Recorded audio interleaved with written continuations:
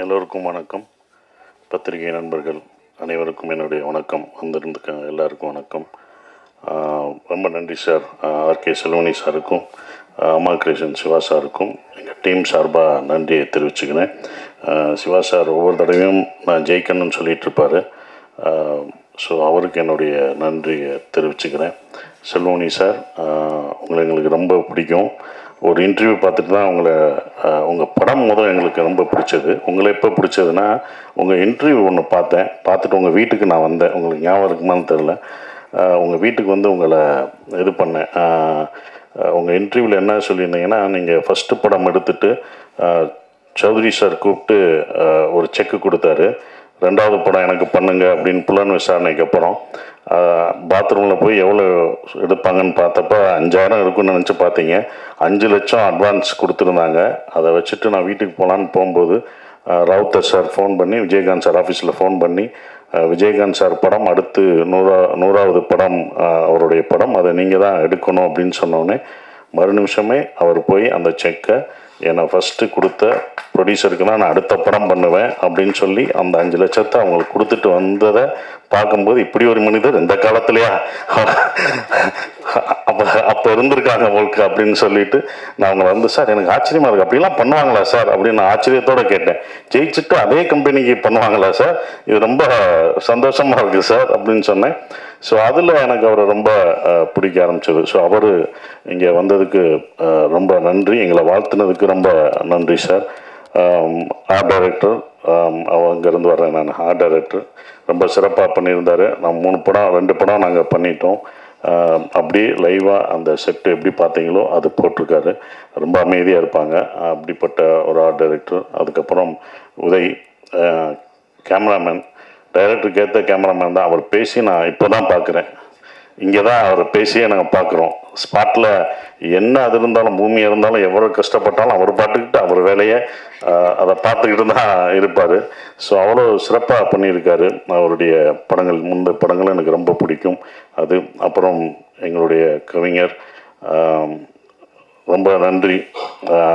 ஈசானில் நாங்கள் முதல் பாட்டு அவர் கொடுத்தது, அது இப்போ வரைக்கும் அந்த இது அவருடைய உங்களுடைய இப்போ கவிதை சொன்னீங்களே சார், அது நீங்கன்னு எனக்கு தெரியாது சார். ஆனால் நாங்கள் அதை கேட்டு ரசிச்சிருக்கோம்னு சொல்ல மாட்டோம். ரொம்ப உணர்ச்சிபூர்வமான அந்த கவிதை இப்போ நீங்கள் சொன்னோடனே நாங்கள்லாம் ரொம்ப உணர்வுபூர்வமாக அதை எடுத்துக்கிட்டோம்.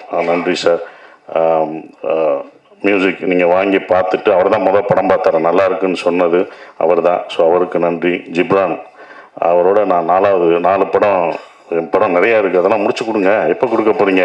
இவரை நான் பார்க்கல, இப்போ தான் பார்க்குறேன், இன்னொரு படம் வேறு இருக்குது, அதெல்லாம் வேகமாக முடிச்சு கொடுங்க. ஸோ அவர் சிறப்பாக பண்ணியிருக்காரு. இப்போ நந்தன்லேயும் அந்த படத்தை என்ஹான்ஸ் பண்ணி கொண்டு போனதும் அவர் தான். ஃப்ரீடமும் நாங்கள் எடுத்ததை விட அதை ரொம்ப அழகாக இது பண்ணி கொண்டு போயிருக்காரு. அவருக்கு என்னுடைய நன்றியை தெரிவிச்சுக்கிறேன்.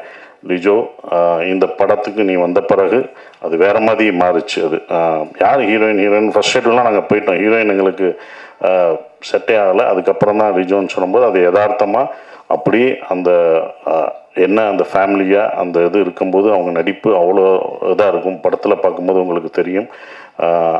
அவங்க சேரணும் அப்படின்றது எல்லா ஆடியன்ஸுக்கும், அவங்க 2 பேரும் சேர்ந்துடணும் அப்படின்றது வரணும். அதுக்கு முக்கியம் ஒரு சார் சொன்ன மாதிரி ஒரு பிடிச்ச முகம், எல்லாராலையும் பாவப்பட்ட ஒரு முகமாக இருக்கணும். அது கரெக்டாக ரிஜோவுக்கு செட் ஆச்சு. அது சேர்ந்துடணுன்றது உங்களுக்கு தேணும். சேர்ந்தாங்களா சேரலையான்றதான சார் கதை, அது சொல்லக்கூடாது. அது நீங்கள் தேரில் பாருங்கள், அது சொன்னாலும் அவர் இது பண்ணுவார். ஸோ அப்புறம் மணிகண்டன், மணி படத்தில் எனக்கு வந்து சாப்பாடெலாம் ஊட்டி விடுவான். ரொம்ப ரொம்ப நன்றி. அவனோட இதை பார்த்து தான் எனக்கு ரொம்ப அந்த கான்ஃபிடென்ட்டோட ஒரு இன்டர்வியூ பேசினது எனக்கு ரொம்ப பிடிச்சிருந்தது. ஸோ அதை நான் அவர்கிட்டே நான் பகிர்ந்திருக்கேன். நாங்கள் 2 பேரும் சேர்ந்து பண்ணது ரொம்ப சந்தோஷம். மணி, அப்புறம் ஆண்டனி சொன்னார், கஷ்டத்தை வந்து சிரிச்சுக்கிட்டே சொல்லிட்டாரு. கஷ்டப்பட்டதெல்லாம் கோவத்தில் சொல்லாமல் சிரிச்சுட்டு அதை ஃபுல்லாக சொல்லிட்டாப்புல. நாங்கள் வேறு பக்கத்தில் நடந்து போனோம்னு சொன்னேன். அந்த ஒரு சீனுக்கு தான் அப்படி நடந்து போனோம். நீ வராத சீன்லாம் நானும் ஐயாவும் போட்டு தண்ணி வர்றதெல்லாம் நீ பார்க்கலையே, அதுக்குள்ள இன்னும் நிறையா கஷ்டப்பட்டுருக்கோம். மு ராமசாமி ஐயாவும் நாங்களும் அவ்வளோ இது பண்ணுவோம், கஷ்டப்படுறோம். நீங்கள் எப்படி இன்றைக்கி என்ன பண்ண போகிறாங்கன்னு பேசுவீங்கள்ல, நானும் ராமசாமி, மு ராமசாமி அவர் வந்து ஒரு ஈழத்தை நேசிக்கக்கூடிய ஒருத்தர். அவர் வரல, முனைவர் மு. ராமசாமி அவர் சொல்லுவார், நம்ம எவ்வளோ கஷ்டப்பட்டு போகிறோமே, அவங்க எவ்வளோ கஷ்டப்பட்டுருப்பாங்க, அவங்க தப்பிக்கும் போது இன்னும் என்னென்னலாம் அனுபவிச்சிருப்பாங்க, அப்புறமா இன்னும் கொஞ்சம் போகும் நமக்கு. அப்படி தான் நாங்கள் பேசுவோம். இதே இடத்துல சார் நமக்கு இப்போ மூச்சு அடைக்கல, இப்போ எப்படி சார் இருக்கும் அப்படின்னு சொல்லும்போது அது இன்னும் எங்களுக்கு நல்லா பண்ணணும் அப்படின்னு தோணும். அந்த வழியெல்லாம் மறந்துடும் அவர் சொல்லும்போது. அவங்க பட்டதோட அதெல்லாம் ஒரு வழியா, ஏன்னா ஒரு ரியல் இன்சிடென்ட், அவங்க எப்படி தப்பிச்சிருப்பாங்க எப்படி போயிருப்பாங்கன்னு ஒன்று இருக்குது.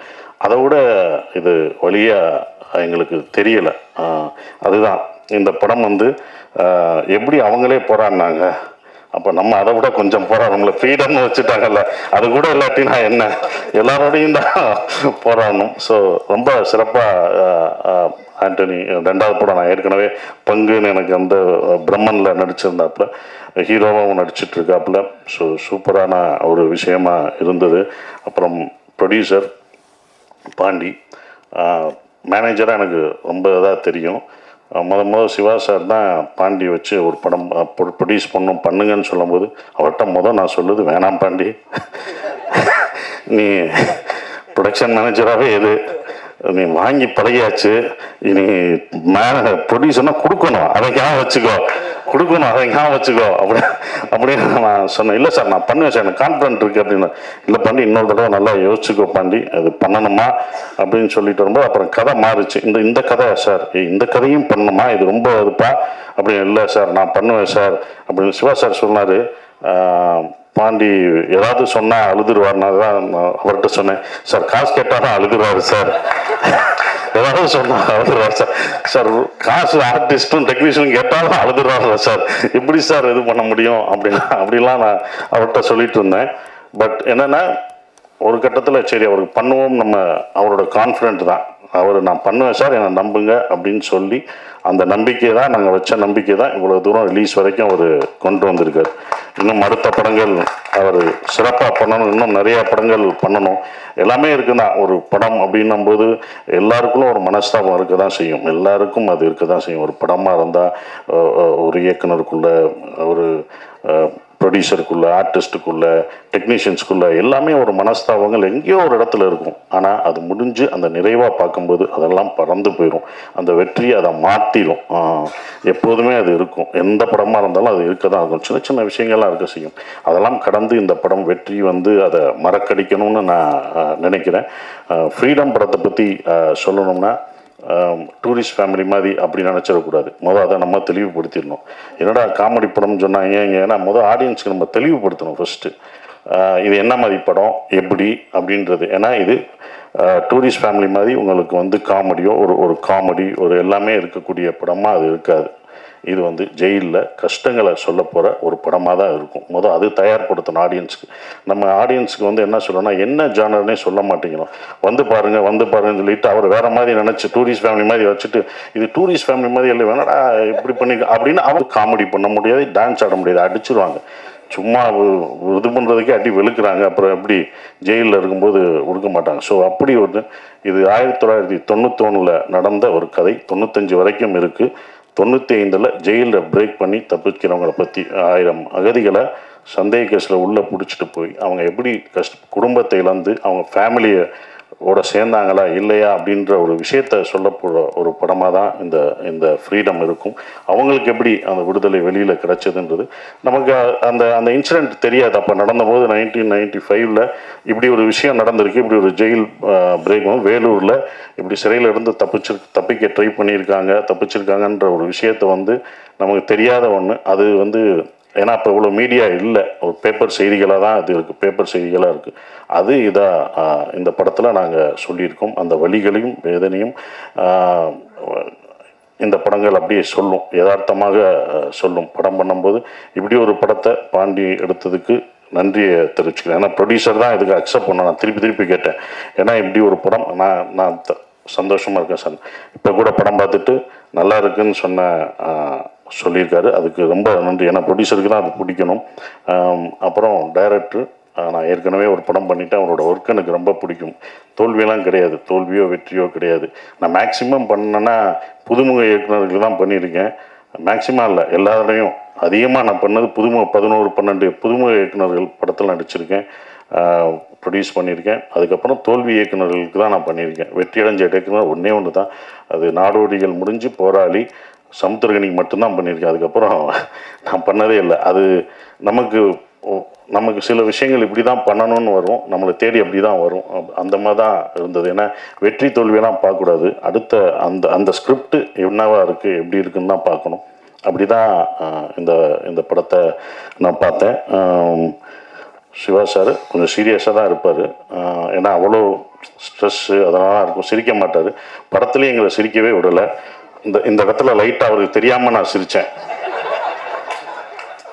அது சார் என்ன ஃபோட்டோவுக்கு சிரிக்கிறீங்க அப்படின்னா, சார் ஃபோட்டோவுக்குன்னா நாளைக்கு அவருக்கு ப்ரொடியூசருக்கு தேவைப்படுமே அப்படின்னு நினச்சி உங்களுக்காக நான் அதெல்லாம் விட்டு வச்சுருக்கேன்.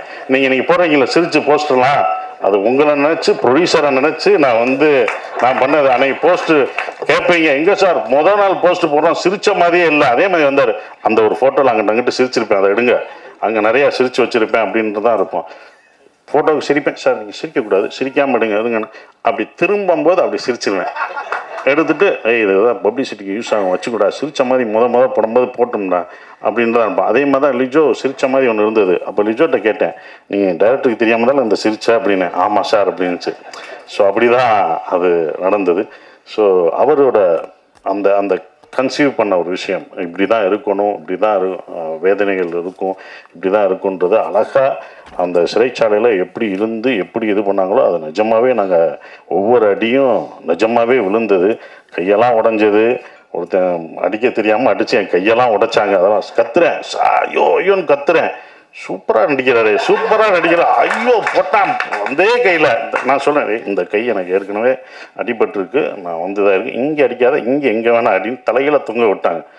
அடிக்கும்போதே நான் கத்துறேன், ஆன்னு கத்துறேன். யாரும் ஒருத்தரும் வரவே இல்லை. என்ன சார் பயங்கரமாக அடிக்கிற தந்துருமா கட்டுவேன் டே அப்படின்ட்டு நிஜமாக விழுந்துச்சுனுமோ அப்புறம் தான் எல்லாம் இது பண்ணாங்க. ஏன்னா ஃபைட்டர் அடிக்கும்போது கரெக்டாக அடித்தார், அவர் நடித்த ஒருத்தர் அவர் தவறாக இது பண்ணார். ஸோ அதெல்லாம் மீறி தான் வந்திருக்கோம் நாங்கள். அது சிறப்பாக இருக்கிறது. ரொம்ப நன்றி. இந்த படத்தை நாங்கள் ரொம்ப சொல்லக்கூடாது, இது இப்படி இருக்கும் அப்படின்னு. நீங்கள் படம் பார்த்துட்டு நீங்கள் அதை விமர்சனம் பண்ணி எப்படி வந்திருக்குன்ற ஒரு விஷயத்தை சொல்லுங்கள். ஏன்னா ட்ரூ ஈவெண்ட்ஸ் அப்படி தான் இருக்கும், அப்படி தான் பண்ண முடியும் அப்படின்ற ஒரு விஷயம் இருக்கும். அதனால தான் அதை சிரிக்கக்கூடாதுலாம் சொன்னார். அப்புறம் இதில் நான் மறுபடியும் ஸ்ரீலங்கன் பாஷை பேசியிருக்கேன். என்ன அடுத்தடுத்து பண்ணுறீங்க, என்ன அடுத்தடுத்து ஈழத்தமிழில் பேசுகிறீங்க அப்படின்லாம் கேட்டாங்க. அதுவும் தமிழ் தானே, அது என்னோடய தமிழ் தானே, அதை நான் பேசுகிறதுல என்ன.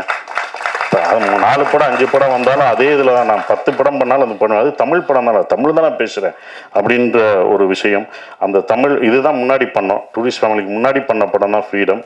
அது பல தாமதங்களாகி அது வெற்றிகரமாக இவ்வளோ தூரம் கொண்டு வந்திருக்கதே ஒரு வெற்றி தான், தேட்டருக்கு கொண்டு வந்தது. அது எனக்கு ஸ்ரீலங்கன் பாஷை இங்கே பேசினது தான் நான் டூரிஸ்ட் ஃபேமிலிக்கு நிறைய யூஸ்ஃபுல்லாச்சு. அந்த அம்மா தான் நான் நிறையா பேட்டியில் சொன்னேன், என்றைக்கும் கற்றுக் கொடுத்த ஆசிரியரை மறக்கக்கூடாது, அந்த அம்மாவை நான் என்றைக்கும் மறக்க மாட்டேன். எனக்கு ஸ்ரீலங்கா அவங்க தான், எந்திரிங்கம்மா, அவங்க தான் எனக்கு. நான் எல்லா இன்டர்வியூலையும் சொல்லுவேன் மகேஸ்வரி அம்மாவை, அம்மா அவங்க தான் எனக்கு ஸ்ரீலங்கன் பாஷை நல்லா படுத்தி எடுத்துட்டேன். அது வேறு சில விஷயம் அவங்ககிட்ட கேட்பேன், இது கரெக்டாங்களோ அப்படின்லாம் கேட்பேன் நான். இல்லை நீங்கள் ரொம்ப இழுத்தெல்லாம் பேச வேணாம், அப்படிலாம் பேச மாட்டாங்க அப்படின்றத, நார்மலாக அப்படிலாம் பேச மாட்டேன், இப்படி தான் பேசுவாங்க அப்படின்னு சொல்லுவாங்க. ஸோ அவங்களுக்கு வாங்கம்மா, நீங்கள் நேரம் வாங்கம்மா, வாங்க, உங்களை பார்க்கட்டும் வாங்க. யாரா ஒரு அம்மான்ட்டு இருக்கேன், அந்த அம்மா யாருன்ட்டு நானும் 2 படத்துக்கு கதறிக்கிட்டு இருக்கேன், வாங்க என்னோட சீட்டில் உட்காருங்க. ஸோ அவங்க தான் இந்த படத்துலேயும் நடிச்சிருக்காங்க, அவங்க டீச்சர். நன்றிம்மா, இவங்க எனக்கு குரு, கற்றுக் கொடுத்த அவங்க தான். அவங்க அப்படியே எங்களுக்கு சொல்லிக் கொடுத்தாங்க டீச்சர். அவங்க நிறையா நாங்கள் இது பண்ணியிருக்கோம். நன்றிம்மா, எங்களுக்கு 2 படத்துக்கும் சொல்லிக் கொடுத்ததுக்கு. நீ அடுத்தடுத்த படங்களும் வருவேன். அவங்களுக்கு கொஞ்சம் பிஸி ஆக்கிட்டேன் நான்.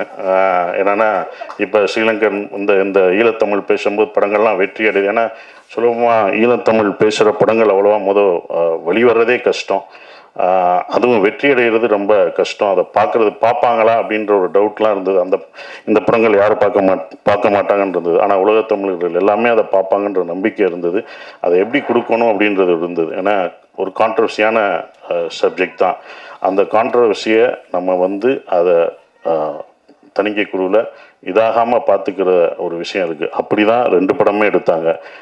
இது ஏதாவது கான்ட்ரவர்சியானாங்க, நான் நடிக்கிறதுனால கண்டிப்பாக கான்ட்ரவர்சியாக இருக்காது அப்படின்றத நான் உத்தரவாதம் கொடுத்துட்டேன். அப்படிலாம் எதுவுமே வராது. அவர் ஏற்கனவே பட்டனால சிவா சார் ஏற்கனவே ஒரு படம் பண்ணி நிறையா சென்சார் ஆனனால இந்த படம் எப்படி சென்சார் ஆகாமல் கரெக்டாக என்ன எதை சொல்லணும் எதை சொல்லக்கூடாது எந்த விஷயத்தை சொல்லணுன்ற ஒரு விஷயத்த சிவா சார் அந்த படத்தில் சத்ய சிவா அழகாக அதை என்ன சொல்லணுமோ சொல்லிட்டாரு. ஸோ இது எந்த அரசியல் பேச போகிறதில்ல, எந்த அரசியலையும் யாரையும் கான்ட்ரவர்சியாக தாக்கி இந்த படம் பேசாது.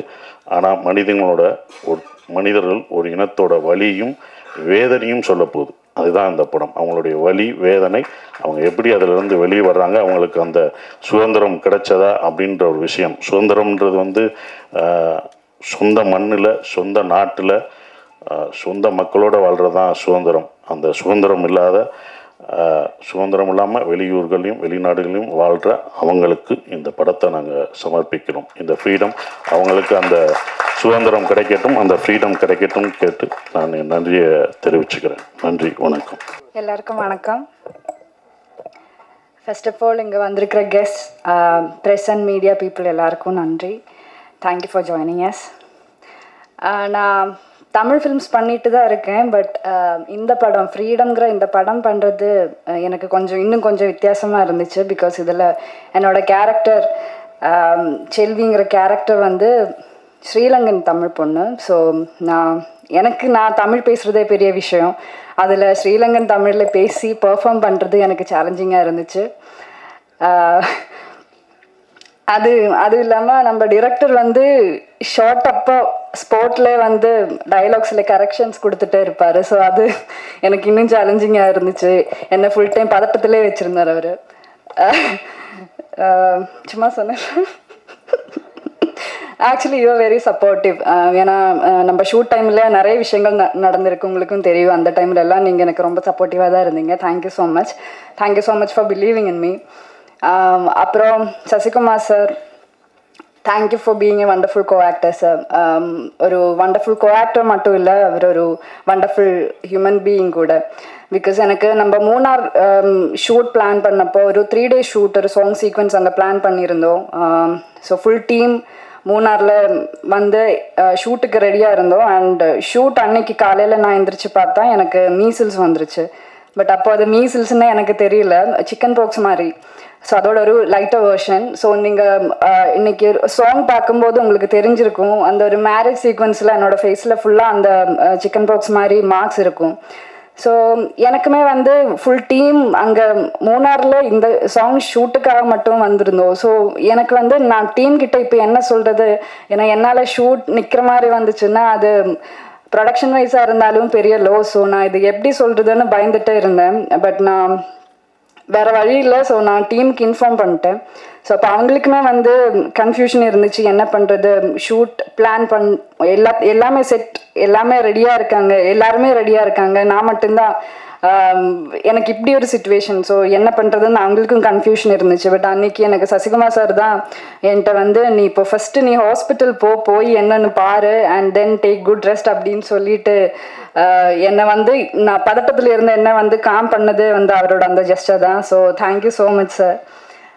அப்புறம் இந்த படத்தில் இருக்கிற எல்லா கோ-ஆக்டர்ஸ், நடிச்சிருக்கிற எல்லா கோ-ஆக்டர்ஸுக்கும் நான் நன்றி சொல்லணும். ஸ்பெஷலி எங்களுக்கு இந்த ஸ்ரீலங்கன் தமிழ் சொல்லி கொடுத்த பாட்டி இருக்காங்க. ஸோ நான் பாட்டின்னு தான் கூப்பிடுவேன், அதனால தான் பாட்டின்னு சொல்கிறாங்க, அங்கே இருக்காங்க. ஸோ தேங்க்யூ ஸோ மச் அம்மா. என்னோட ஸ்கிரிப்ட், எல்லாரோடைய ஸ்கிரிப்ட் பார்த்தீங்கன்னா அது தமிழில் தான் இருக்கும். ஸோ டெய்லி காலையில் அது ஸ்ரீலங்கன் தமிழில் மாற்றி அது எனக்கு சொல்லி கொடுத்து என்னோட ப்ரொனன்சியேஷன் எல்லாத்தையும் கரெக்ட் பண்ணி என்னை பேச வச்சது அவங்க தான். So thank you so much.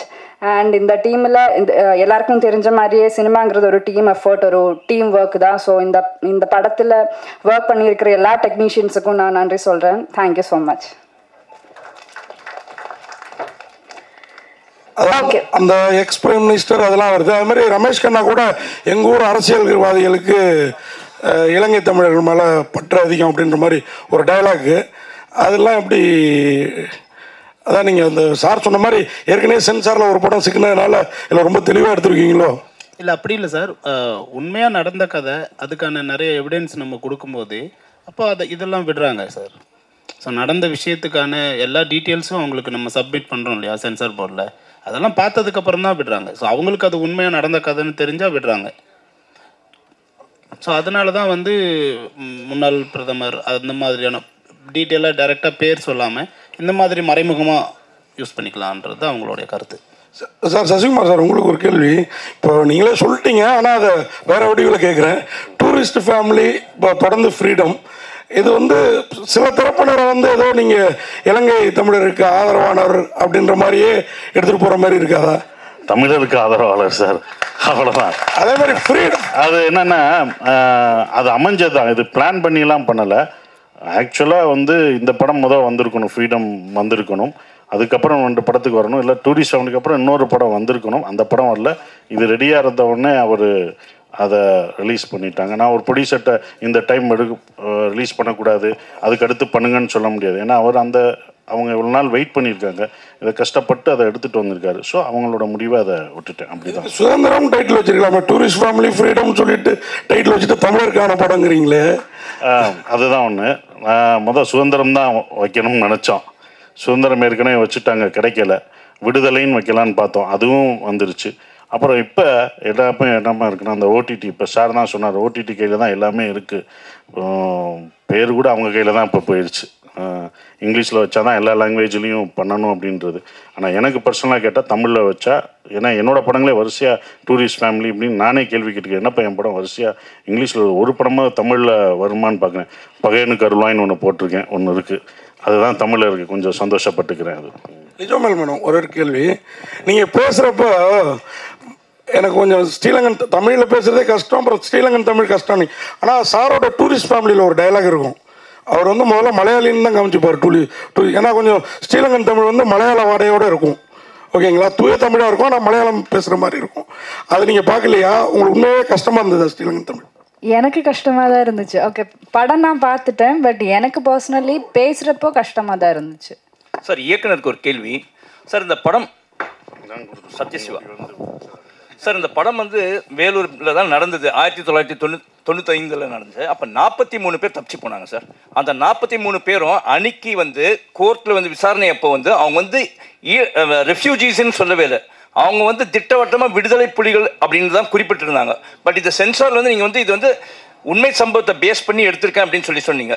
அப்படி இருக்கும்போது சென்சாரில் வந்து இது எப்படி ஏற்றுக்கினாங்க சார்? ஸ்ரீலங்கால இருந்து வர எல்லாரையுமே நம்ம விடுதலை புலிகள் தான் சார் சொல்றோம். அது ரைட் சார். இல்ல சார், ரெஃப்யூஜி கேம்ப்ஸும் இருக்கு. நான் வந்து இது வந்து சார் விளம்பரவாதம் பண்ணல, இருக்கிற உண்மையை வந்து நான் உங்களுக்கு தெளிவுபடுத்துறேன் சார். அது என்னன்னா முதல் இந்த படம் பண்ணும்போது true events, inspired by true events தான் போட்டிருக்கோம். அதில் ஊந்தப்பட்டு அப்படின்ற ஒரு விஷயம் தான், இன்ஸ்பயர் தான். கேரக்டர்ஸ் எல்லாமே ஃபிக்ஷன் தான். இப்போ நான் இருக்கிறது, என் மனைவி இருக்கிறது, இதெல்லாம் நிஜம் இல்லை. அது வந்து ஃபிக்ஷனாக தான் காமிக்கிறோம். அதுக்குள்ளே இருக்க எல்லாருமே இந்த கேரக்டர்ஸ்லாம் ஃபிக்ஷனாக காமிக்கிறோம். அப்படி நடந்த ஒரு சம்பவத்தில் ஒரு கற்பனை கலந்து இருந்தால் எப்படி இருக்கும் அப்படின்றனால தான் அது வெளியில் வருது. நிஜமாக அப்படியே பதிவு பண்ணி இப்படி ஒருத்தர் இருந்தார், இப்படி ஒருத்தர் இருந்தால் அவங்க சென்சார் பண்ணியிருப்பாங்க. ஸோ அதெல்லாம் இல்லாமல் அப்படி ஒரு நிஜம் இந்த காலகட்டத்தில் நடந்த இந்த ஜெயிலில் இப்படி ஒரு ஜெயில் பிரேக் நடந்த இடத்துல ஒரு ஃபிக்ஷனாக இவங்கெல்லாம் வாழ்ந்தாங்கன்னா இப்படி இருந்தாங்கன்னான்ற ஒரு விஷயம் அந்த உண்மைக்குள்ள ஒரு ஃபிக்ஷனுக்கு ஊற்றி. இல்லை, அதே மாதிரி அந்த கைதிகள் வந்து அதில் தப்பிக்கிறதுக்கு முயற்சி பண்ணாங்க சார். அவங்க வந்து உண்மையிலே திறமசாலிகள் தான் சொல்லணும். ஏன்னா வந்து 153 மீட்டருக்கு தோணுனாங்க சார். அதுவும் 67 அடி வித்து வந்து பண்ணாங்க அவங்க. கதையும் சொல்றீங்க. இல்லை சார், இல்லை நான் அந்த மாதிரி செய்யலாம். அந்த எஃபர்ட்ஸ் இதை காமிச்சிருக்கீங்களா? அது நீங்கள் படம் பார்க்கும்போது கண்டிப்பாக இருக்கும்ண்ணே. எவ்வளோ இது பண்ணுறாங்க அந்த தப்பிக்கிறது, அந்த எஃபெக்டை தானே அந்த பையன் கொடுத்தாரு. ஆண்டனின்ற பையன் இது பண்ணும்போது எங்களுக்கு கை காலெலாம் போச்சுன்றாங்க பார்த்தீங்களா, அந்த எஃபெக்டோட இதுதான். நிஜமாகவே தோண்டி போட்டிருந்தாங்க. அந்த நிஜ இதில் தான் போகணும், தண்ணி நிஜமாகவே வரும். இவர் எப்போ தான் முடிப்பார்லாம் எனக்கு தெரியும். ஒரு இடத்த ஒரு ஷாட்லாம் தண்ணி வந்துக்கிட்டே இருக்கும், அந்த மூடி அதுக்குள்ளேயும் போடணும். இவங்க கட்டும் சொல்லலை, அதுக்குள்ளேயும் நாங்கள் நிஜமாகவே பண்ணுற மாதிரி தான் அது இருந்தது. அப்படி அது அந்த மாதிரி தான் சார் இருக்கும். அது நீங்கள் இப்போ படம் பார்க்கும்போது உங்களுக்கு எப்படி லைவாக இருந்ததோ, ஏன்னா ஃபிக்ஷன் அதனால தான் காமெடி அங்கே பண்ண முடியாது, அங்கே ஒரு சாங்கும் பண்ண முடியாது. ஏன்னா ஒரு நிஜம் நடந்த ஒரு சம்பவத்தை அது ஃபிக்ஷனோட சொல்லும் போது அது பண்ணக்கூடாதுன்னு உங்களுக்கு அது தெரிஞ்சிருக்கு. நீங்கள் அதெல்லாம் பார்க்கும்போது இல்லை ப்ராமிசிங்கா சார். இருக்கு சார். நீங்கள் அந்த நியூஸ் பண்ணியிருக்கீங்க, அந்த இதை பற்றி உங்களுக்கு அந்த காலத்தில் நடந்த ஒரு விஷயம் தெரிஞ்சிருக்கு. இது நிறைய பேருக்கு அப்படி ஒரு விஷயம் நடந்தே தெரியல. ஏன்னா நம்ம கான்சன்ட்ரேஷன்லாம் இந்த பக்கம் இருக்கும்போது இப்படி ஒரு சம்பவம் நடந்தது பேப்பர் செய்தியாக தான் அது இருந்திருக்கு. அதான் வந்திருக்கு சார். Thank you sir.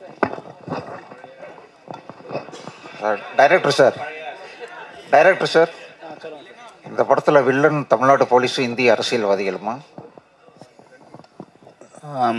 அது நீங்கள் கேட்ட கேள்வி கரெக்ட் சார். இந்த படத்தில் வில்லன் வந்து தமிழ்நாடு போலீஸ் இல்லை சார், அது ஒரு மலையாள போலீஸ் தான். ஆமாம் ஆமாம்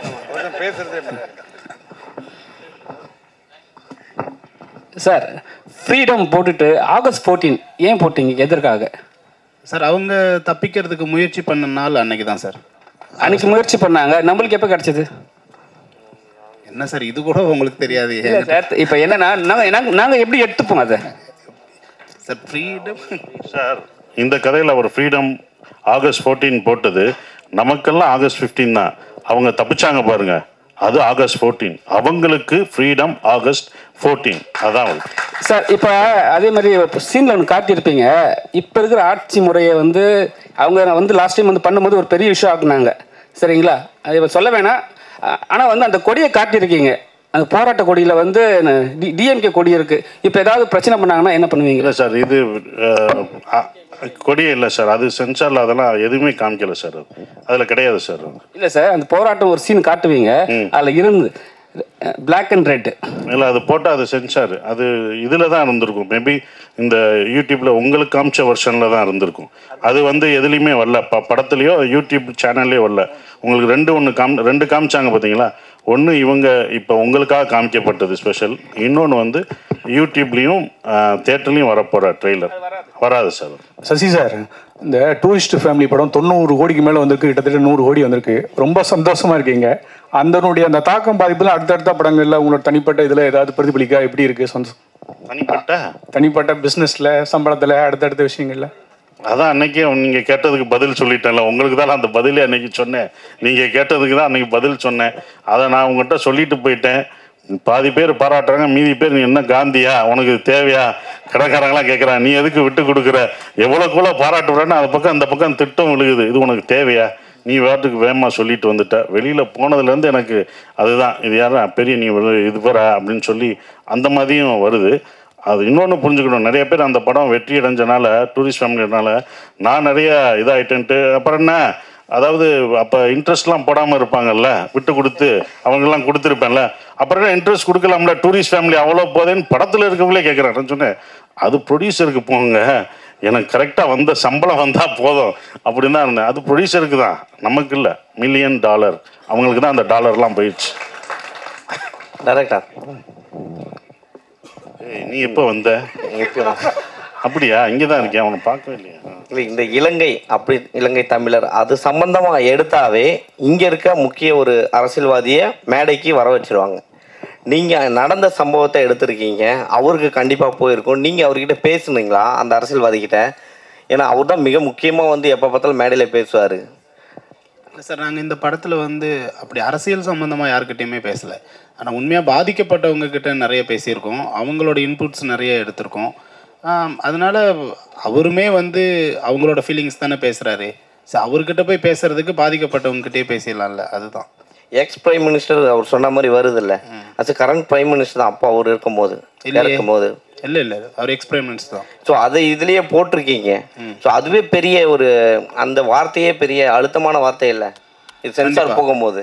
ஸோ அதை எப்படி ஹேண்டில் பண்ணுவீங்க? இல்லை சார், அதான் கதையாகவே ஒரு உண்மையான நடந்த கதை தானே, உண்மைக்கு நெருக்கமான கதைன்னும் போது அவங்க அதை அலோவ் பண்ணுறாங்க சார். ஆல்ரெடி சென்சார் ஆகிடுச்சு, யூஏ சென்சார் ஆகிடுச்சு. ஆமாம் சசிண்ணா, ஒரு அண்ணா, நிறைய பேர் இப்போ சொல்கிறாங்க சசி வந்து பெரிய பெரிய படம் பண்ணுறாரு, ஆனால் சம்பளம் வந்து அதே சம்பளம் தான் வாங்குறாருன்னு சொல்லிட்டு பரவாயில்ல ஒரு பேச்சு இருக்குது. உங்கள் வார்த்தையில் கரெக்டாக சொல்லுங்கள், என்ன நடக்குதுன்னு.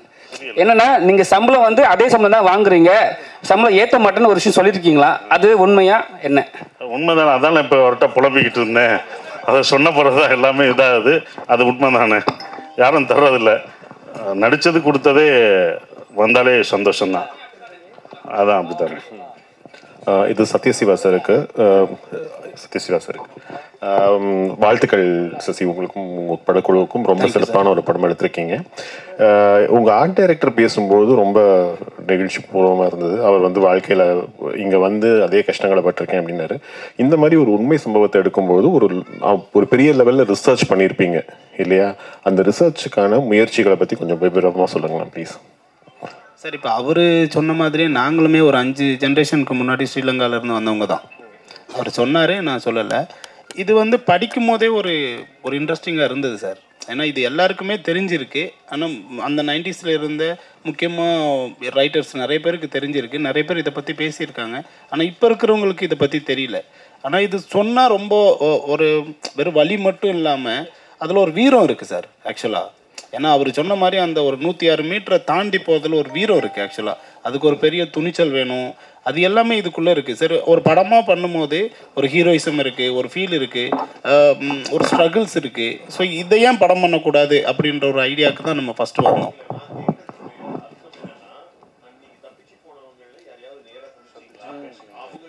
இல்லை சார், அவங்க டைரெக்டாக சந்தித்து போனவங்க கிட்ட நம்ம பேசலை. ஆனால் சந்தித்து போனவங்களோட உறவுகள் இருக்காங்கல்ல, அவங்கக்கிட்ட பேசணும். ஸோ அவங்க வந்து நிறைய விஷயங்கள் ஷேர் பண்ணிக்கிட்டாங்க. ஏன்னா அதில் தப்பிச்சு போனவங்க வந்து ஒரு 23 பேர் எங்கே போனாங்கன்னு தெரியல. அதில் பேலன்ஸ் இருக்கிறவங்க மட்டும்தான் அரெஸ்ட் ஆனாங்க. அரெஸ்ட் ஆனவங்க கூட அதுக்கப்புறம் வந்து அவங்க மேலே தப்பு இல்லை, வெறும் தப்பிக்க பார்த்தது மட்டும்தான் அவங்களோட எண்ணம் அப்படின்னு சொல்லி கவர்மெண்ட் அவங்கள ரிலீஸ் பண்ணிடுச்சு. ஸோ அதனால் அவங்க எங்கே இருக்காங்க அவங்களோட டீட்டெயில்ஸ் கிடைக்கல. நாங்கள் ஒரு 10 முகாமுக்கு போனோம். அந்த 10 முகாமில் பேசும்போதும் அதுக்கு கனெக்ட் ஆனவங்க இருந்தாங்க. ஸோ இந்த கேஸ் சம்மந்தமாக கனெக்ட் ஆனவங்க, அப்போ இருந்தவங்க, அப்போ இதை பார்த்துருப்பாங்க இல்லையா, அவங்க நிறைய இன்புட்ஸ் கொடுத்தாங்க. இதுதான் நாங்கள் பண்ண ரிசர்ச். லிஜமோன் மேடம், நீங்கள் ஜெய்பீம் ஆகட்டும், இந்த படமாகட்டும், ஜெண்டில் உமன், காதல் என்பது படம் எல்லாமே உங்கள் வயசுக்கு மீறிய ஒரு மெச்சூர்ட் ரோலாக நடிக்கிறீங்க. அது வந்து என்ன காரணம்? உங்களுக்கு வந்து ரொம்ப ஜாலியாக ஆடல் பாடல் அந்த மாதிரி இதெல்லாம் கமர்ஷியலாக நடிக்கணும்னு ஆசை இருக்கா, இல்லை இந்த மாதிரி கேரக்டராக உங்களை தேடி வருதா? எனக்கு வர்ற கேரக்டர்ஸ் அதிகமும் இப்படி தான். எனக்கு பர்ஃபார்மன்ஸ் ஓரியன்ட் கேரக்டர்ஸ் பண்ண தான் பிடிக்கும், அவ்வளோதான். சசி சார், இங்கே இப்போது சில நடிகர்கள் பெரிய ஈவெண்ட் வச்சு அந்த மாதிரி இசை வெளியீட்டு விழாலாம் நடத்துகிறாங்க. உங்களுக்கு அந்த மாதிரி ஆசை இல்லையா? Nehru stadium etcetera etcetera. கேட்கவே சந்தோஷமா இருக்கு சார். நீங்கள் நல்ல மனிதர், உங்களுக்குன்னு ஒரு கூட்டம் இருக்கு இல்லையா? மதுரைக்காரங்களை எத்தனாலே வந்துடுவாங்க. ஸோ அதனால கேட்குறேன். வேணாம், இதுவே நல்லா தானே இருக்கு, வெறும் நல்லா தானே போய்கிட்டு இருக்கு. அப்புறம் எதுக்கு அதை விசிப்பி விடுற? இதுவே நல்லா இருக்கு. இது இப்படியே இருக்கிறது தான் எனக்கு பிடிச்சிருக்கு. ஸோ இது நல்லா இருக்கு. நான் இத்தனை வருஷமா இவங்கள தான்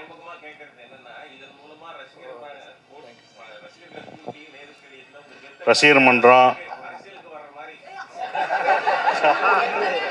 இல்லை, அப்படி எனக்கு ஆக்சுவலாகவே எனக்கு அது எனக்கு பர்சனலாக அது பிடிக்கல. ஏன்னா இவங்க ஏற்கனவே ஒரு படம் அப்படி தான் வந்து காலேஜில் போய் காலேஜ் ஸ்டூடெண்ட்டை வர வச்சு அதை பண்ணணும் அப்படின்னு சொல்லும்போது அது வேணாம், அது ஒரு இன்ஸ்டிடியூஷனு, அங்கே போய் நம்மளுடைய படங்களை போய் ப்ரொமோட் பண்ண வேணாம் அப்படின்னு நான் பர்சனலாக நினச்சேன். அதனால தான் நான் நந்தன்லையும் பள்ளியும் டூரிஸ்ட் ஃபேமிலியும் 2 ப்ரொடியூசரை தப்பிச்சிட்டேன்.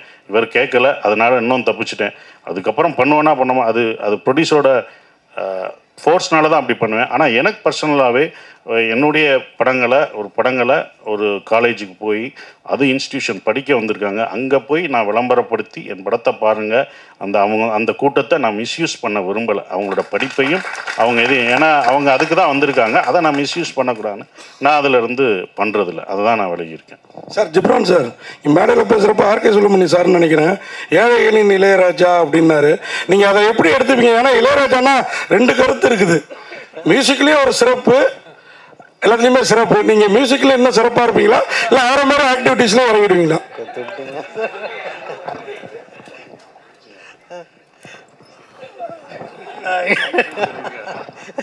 இல்லை சார், ஐயோ என்ன சொன்னாலும் மாட்டேன்னு.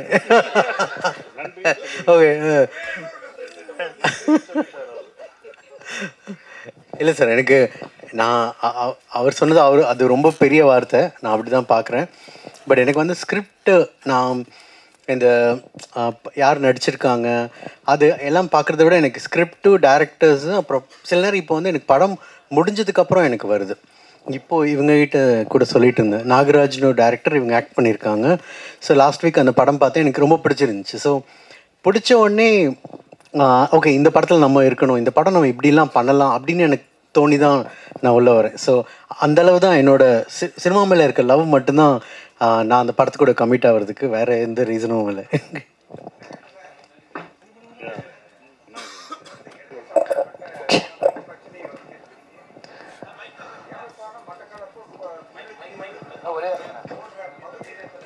சார் ஒரே ஒரு நிமிஷம் சார், ஒரே ஒரு நிமிஷம் மைக்கு மட்டும் கொடுக்குறோம், இறுதி கேள்வியாக இருக்கட்டும்.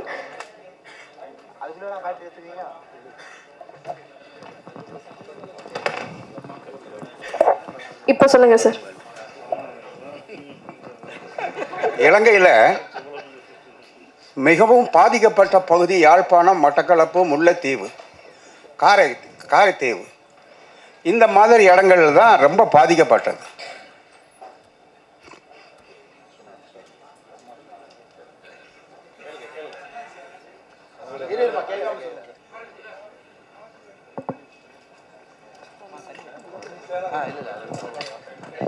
அண்ணா சொல்லுங்கண்ணே, பரவாயில்ல சொல்லுங்கள், நீங்கள் மனசில் இருக்க சொல்லுங்கள், கேளுங்கண்ணே, ஒன்றும் இல்லை, சாரிண்ணே, அதான் சாரிண்ணே சொல்லுங்கண்ணே, கேளுங்கண்ணே.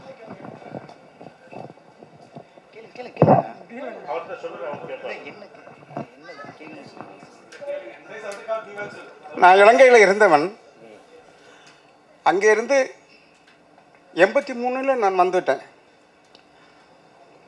அதனால் கேட்குறேன், காரைத்தீவு, முல்லைத்தீவு, யாழ்ப்பாணம், மட்டக்களப்பு, திருகோணமலை இந்த பகுதிகளில் தான் தமிழர்கள் அதிகமாக வாழ்கிறார்கள். அங்கே இருந்த அந்த மக்களை நீங்கள் சந்தித்தீர்களா? ஆமாம் ஆமாம், கண்டிப்பாக. அந்த மக்களோடு பேசினீர்களா? கண்டிப்பாக. அவருடைய உணர்வுகளை நீங்கள் இதில் எடுத்து வைத்திருக்கிறீர்களா? நீங்கள் படம் பார்த்தீங்கன்னா உங்களோட ஃபீலிங்ஸுக்கான விடை கண்டிப்பாக அதில் இருக்குங்க. உங்களோட ஆதங்கம் எவ்வளோ இருக்கோ அதை நான் விஷுவலாக காமிச்சிருக்கேன். அதை தான் நான் சொன்னேன், நாங்கள் நடிக்கும்போதே உணர்ந்தோம். அப்போ அவங்களுக்கு எப்படி இருக்குன்னு நானும் மு. ராமசாமியை எனக்கு சொல்லிட்டு இருக்கும்போது அதை பற்றிலாம் சொல்லும்போது சொன்னார்னா, இப்போ படம் பார்க்கும்போது உங்களுக்கு அந்த இது தெரியும். அனைவருக்கும் வணக்கம். அனைவருக்கும் வணக்கம். உறுதிமொழி ஒன்று எடுத்துக்கிறேன்.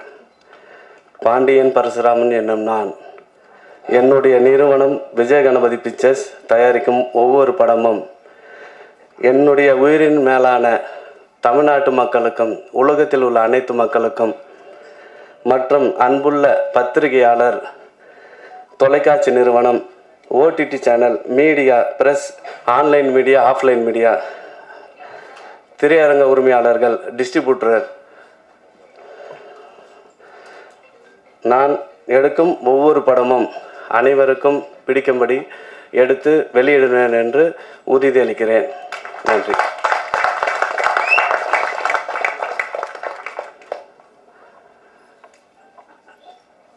வணக்கம் சார். ஃப்ரீடம் படம் பண்ணியிருக்கேன் நான். ஃபஸ்ட்டு சிவா சார் டைரக்டர் கதை சொல்லும்போது பார்த்திங்கன்னா ரொம்ப நல்லா இருந்தது. அதுக்கப்புறம் சசி சார்கிட்ட ஷேர் பண்ணேன், இந்த ஸ்ரீலங்கன் படம் சார்னு சொல்லிட்டு. அதுக்கப்புறம் இது ரொம்ப இன்ட்ரெஸ்டிங்காக இருக்கும், இது யாருமே இது வரைக்கும் பண்ணதில்லை, ரொம்ப நல்லா வரும்னு சொல்லிட்டு சார் கான்ஃபிடென்ட் கொடுத்தாரு. அதன் பிறகு தான் நான் வந்துட்டு இது வந்து எனக்கு ஒரு முழு உறுதி வந்தது, கான்ஃபிடென்ட்டு. அதனால் வந்துட்டு அதுக்கப்புறம் தான் இதை ஸ்டார்ட் பண்ணி முடித்த உடனே அது ஒரு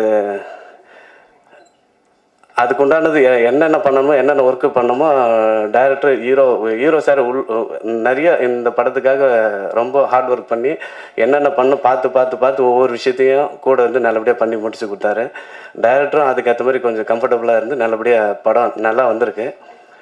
ஆமாம். அதுக்கப்புறம் வந்துட்டு வந்தவர்களாம் நன்றி சொல்லிடுறேன். சாரி.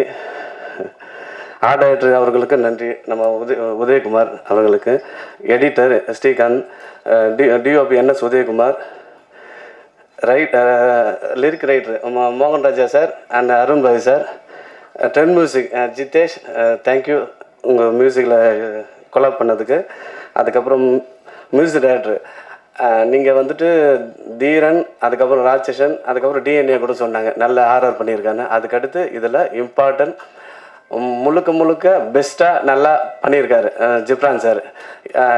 இந்த வேரியேஷனில் இது வரைக்கும் நான் அவர் படம் நிறைய படம் பார்த்துருக்கேன். இந்த வேரியேஷன் இந்த படத்தை நல்ல பேக்ரவுண்ட் மியூசிக் போட்டு நம்மள ஒரு சீட் நுனியில் உட்கார வச்சார். அவரோட பேக்ரவுண்ட் ஸ்கோர் ரொம்ப அருமையாக வந்திருக்கு. நன்றி sir, Ghibran sir, thank you. Heroine madam, ஒரு கதைக்காக வந்துட்டு ஒரு ஹீரோயின் தேவை. அந்த கதைக்கு வந்து டைரக்டர் எவ்வளோ சஜஸ்ட் பண்ணார். இப்போ பேசிகிட்டே இருக்கும்போது பார்த்தீங்கன்னா ஒரு 15-20 டேஸ் கூட ஷூட்டிங் பண்ணிவிட்டு அதுக்கப்புறம் ஹீரோயின் அது பார்த்துட்டே இருந்தோம். அந்த டைமில் வந்துட்டு நம்ம ஹீரோயின் லிஜோமல் நிறைய பேர் சொன்னாங்க, சஜஸ்ட் பண்ணாங்க, இவங்க தான் சார் நம்ம இந்த கதைக்கு கரெக்டானவங்க. கரெக்டாக வந்து நமக்கு வந்து பார்த்திங்கன்னா ஒரு ஹோம்லியாக ஃபேமிலி ஃபேஸாக இருந்தால் மட்டும்தான் இந்த கதைக்கு வந்து இம்பார்ட்டன்ட்னு சொல்லிட்டு சொன்ன உடனே நம்ம டேரக்டர்கிட்ட ஹீரோக்கிட்ட சொன்னால் நல்ல கரெக்டான ஹீரோயின் சொல்லிட்டு நம்ம அதை அப்படியே கமிட் பண்ணோம். ரொம்ப சூப்பராக வந்து நடித்து கொடுத்துட்டாங்க. படத்தில் பார்த்திங்கன்னா அவங்களோட பர்ஃபார்மன்ஸ் பார்த்திங்கன்னா நம்மளை ரொம்ப வந்துட்டு லைக் பண்ண வச்சிடும். எப்படின்னா நம்ம ஜெய்பீமில் எப்படி பண்ணாங்க அதே போலயே இந்த படத்துலையும் ரொம்ப அல்டிமேட்டாக நல்லபடியாக பண்ணிட்டாங்க. ரொம்ப ரொம்ப நன்றி லிஜமல் மேம், தேங்க்யூ.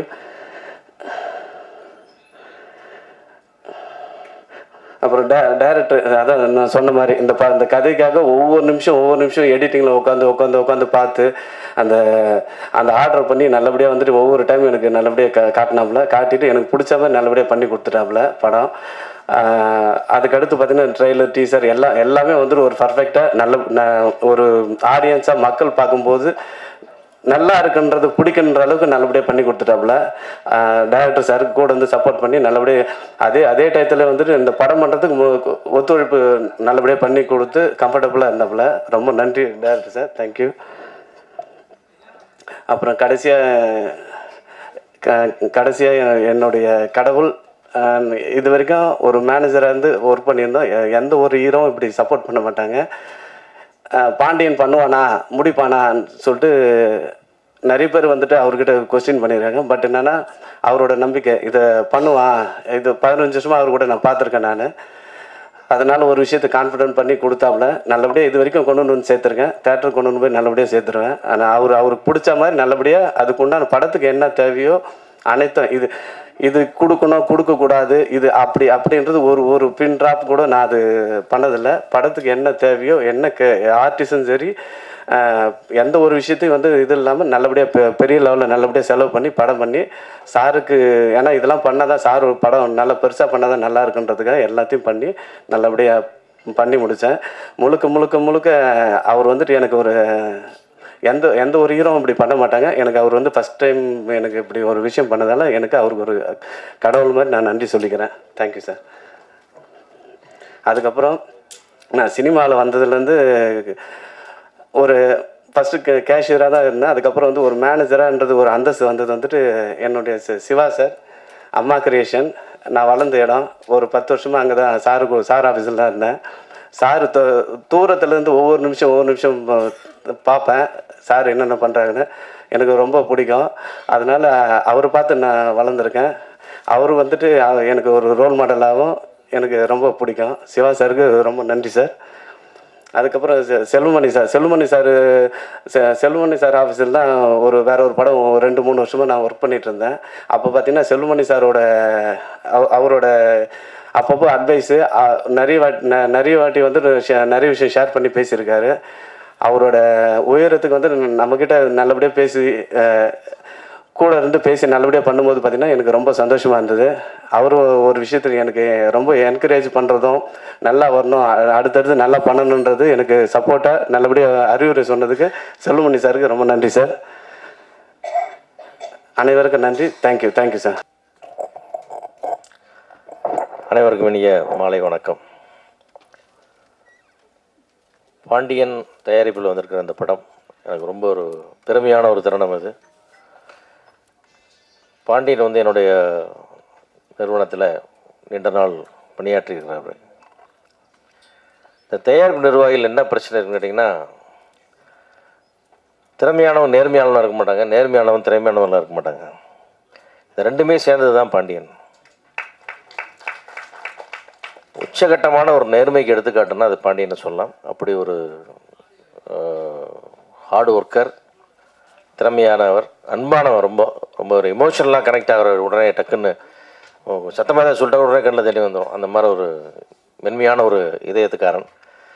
ஸோ பாண்டியன் வந்து இந்த படத்தை ஆரம்பிக்கும் போது என்னடா செஞ்சிருவியா அப்படின்னு கேட்டேன். இல்லை சார் பண்ணிடுவேன் அப்படின்னா. சரி ஓகே. அந்த மாதிரி வந்து ஒரு கொஞ்சம் போராட்டமாக இருந்தாலும் கூட கொஞ்சம் சரியான பாதையை கொண்டு வந்து எடுத்து மூணாவது இன்றைக்கி ரிலீஸ் கொண்டு வந்ததில் கண்டிப்பாக பாண்டியனுடைய ஒரு அண்ணன் சாணத்திலிருந்து நான் வந்ததை ரொம்ப பெருமைப்படுறேன். பாண்டியனுக்கு இனிமேல் இந்த படம் வந்து நிச்சயமாக லாபகரமாக அமையும்.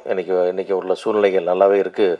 இந்த படத்துக்கான எதிர்பார்ப்புகளும் ஓரளவுக்கான வியாபாரமும் அந்த வகையில் பாண்டியன் வியாபாரமாக வந்து அடுத்தடுத்து படங்கள் எடுத்து நிறைய வெற்றிகளையும் புகழையும் பணத்தையும் சம்பாதிக்கணும்னு என்னோடய வாழ்த்துக்களை நெஞ்சார தெரிவிச்சுக்கிறேன்.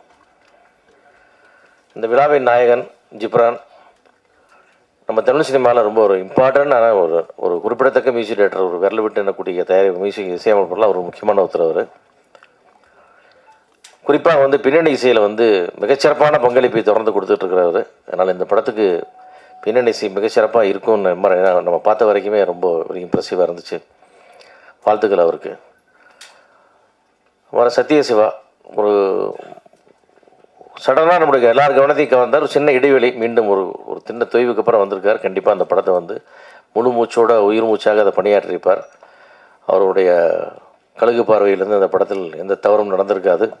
நிச்சயம் ஜெயிப்பார் என்று நம்புகிறேன், வாழ்த்துகிறேன். படத்தில் பணியாற்றிய எல்லா கலைஞர்களுக்கும் மற்ற ஆர்டிஸ்ட் கேமராமேன் எல்லாத்துக்கும் வாழ்த்துக்கள். குறிப்பாக வந்து பல மேடைகளில் சொல்லியிருக்கேன், நான் மிகவும் நேசிக்கக்கூடிய மதிக்கக்கூடிய சசிகுமார் அவர்கள். அவருடைய வெற்றியை வந்து எப்போவுமே நான் ரொம்ப பர்சனலாக பார்ப்பேன். அதை நான் கொஞ்சம் எல்லா படம் ரிலீஸ் ஆனால் நம்ம எப்போ அப்படின்னு கேட்டு விட்ருவோம். அவர் படம் ரிலீஸ் ஆனால் மட்டும் நான் காலையிலேருந்து ஏதோ நான் டிஸ்ட்ரிபியூட்டர் மாதிரி ப்ரொடியூசர் மாதிரி 4 தியேட்டருக்கு ஃபோன் பண்ணி என் ஃப்ரெண்ட்ஸ் எல்லாம் கேட்டுட்ருப்பேன். நைட் வரைக்கும் பிக்கப் ஆச்சா எப்படி இருக்குது, ரூரல் எப்படி இருக்குது, சிட்டி எப்படி இருக்குன்னு கேட்டிருப்பேன். என்ன காரணம்னா அவர் ஜெயிக்கணும் அப்படின்ட்டு. ஏன்னா அவருடைய அர்ப்பணிப்பு, அவருடைய நேர்மை, அதுக்கெல்லாம் வந்து கண்டிப்பாக வந்து ஒரு மனிதன் நீண்ட காலத்துக்கு போராட முடியாது இல்லையா. அதனால் அது சீக்கிரமாக அந்த பெரிய வெற்றி ஒன்று வந்து அவருடைய அந்த ஒரு பெரிய உற்சாகத்தையும் ஊக்கத்தையும் அவருக்கு இந்த சினிமா கொடுத்துடணும் சீக்கிரம் அப்படின்னு நான் நினைப்பேன். அது அப்பப்போ நடந்தது சின்ன சின்னதாக, பெருசாக ஒன்று நடந்து இப்போது நல்லா மகிழ்ச்சியாக ஒரு சுற்று பெருத்தே வந்து கொண்டிருக்காரு எங்களுக்கு சசிகுமார் சார். அடுத்த படம் கெட்டப்பன்னு சொல்லிக்கலாம் சார், ஒன்றும் பிரச்சனை இல்லை. ஆனால் நீங்கள் மகிழ்ச்சியாக இருக்கீங்கன்னு தெரியுது சார், ரொம்ப சந்தோஷமாக இருக்குது. இந்த படத்தில் பார்க்கும்போது ரொம்ப நல்லாயிருக்கு. ஆனால் அப்படியே பார்த்தோம்னா அப்படியே டூரிஸ்ட் ஃபேமிலியோட சீரியஸ் வெர்ஷன் மாதிரி ஒன்று ஃபீல் பண்ணோம். ரொம்ப நல்லா இருந்தது, உங்களுடைய தோற்றம் எல்லாமே நல்லா இருந்தது. அது சசிகுமார் சார் எப்படின்னு கேட்டிங்கன்னா, அது அவருக்கு இவ்வளோ வயசு இருக்கோ அவ்வளோ வயசுக்கு நடிச்சிட்டே இருப்பார். அது என்ன ரோல்லாம் தெரியாது, நடிச்சிட்டே இருக்க போகிறாரு. அந்தளவுக்கு மக்களுக்கு பிடித்தவர், சினிமாக்காரங்களுக்கு பிடிச்சவர். அவரும் சினிமாவை அவருக்கு ரொம்ப நேசிக்கிறவர். சினிமாவோட வேறு ஒன்றும் செய்ய தெரியாது. அவருக்கு 100 கோடி கொடுத்தாலும் அவர் போய் தொழில் பண்ணுங்கன்னா பண்ண மாட்டார். திரும்பி சினிமாவில் வந்து பெருசாக நடிப்பார். அந்த மாதிரி ஒரு சுபாவம் அவர். அதனால் அவருடைய வெற்றி வந்து நான் ரொம்ப பர்சனலாக நான் இப்போவே நான் டச் பண்ணுற மாதிரி பார்த்துக்குவேன். அவருடைய டூரிஸ்ட் மேலே வெற்றி அடையும் பொழுது ஒரு 2-3 தடவை திரையரங்களை பார்க்கும்போது ஒரு வாட்டி வந்து நான் வந்து எப்படி சொன்னால் அவரோட வெல்வீசராக அவரோட ரசிகராக தான் அந்த படத்தை நான் பார்த்தேன் ஒரு முறையும். அந்த படம் சினிமாவுக்கே ஒரு பெரிய ட்ரெண்ட் செட்டிங்காக வந்து அமைஞ்சிருக்கு.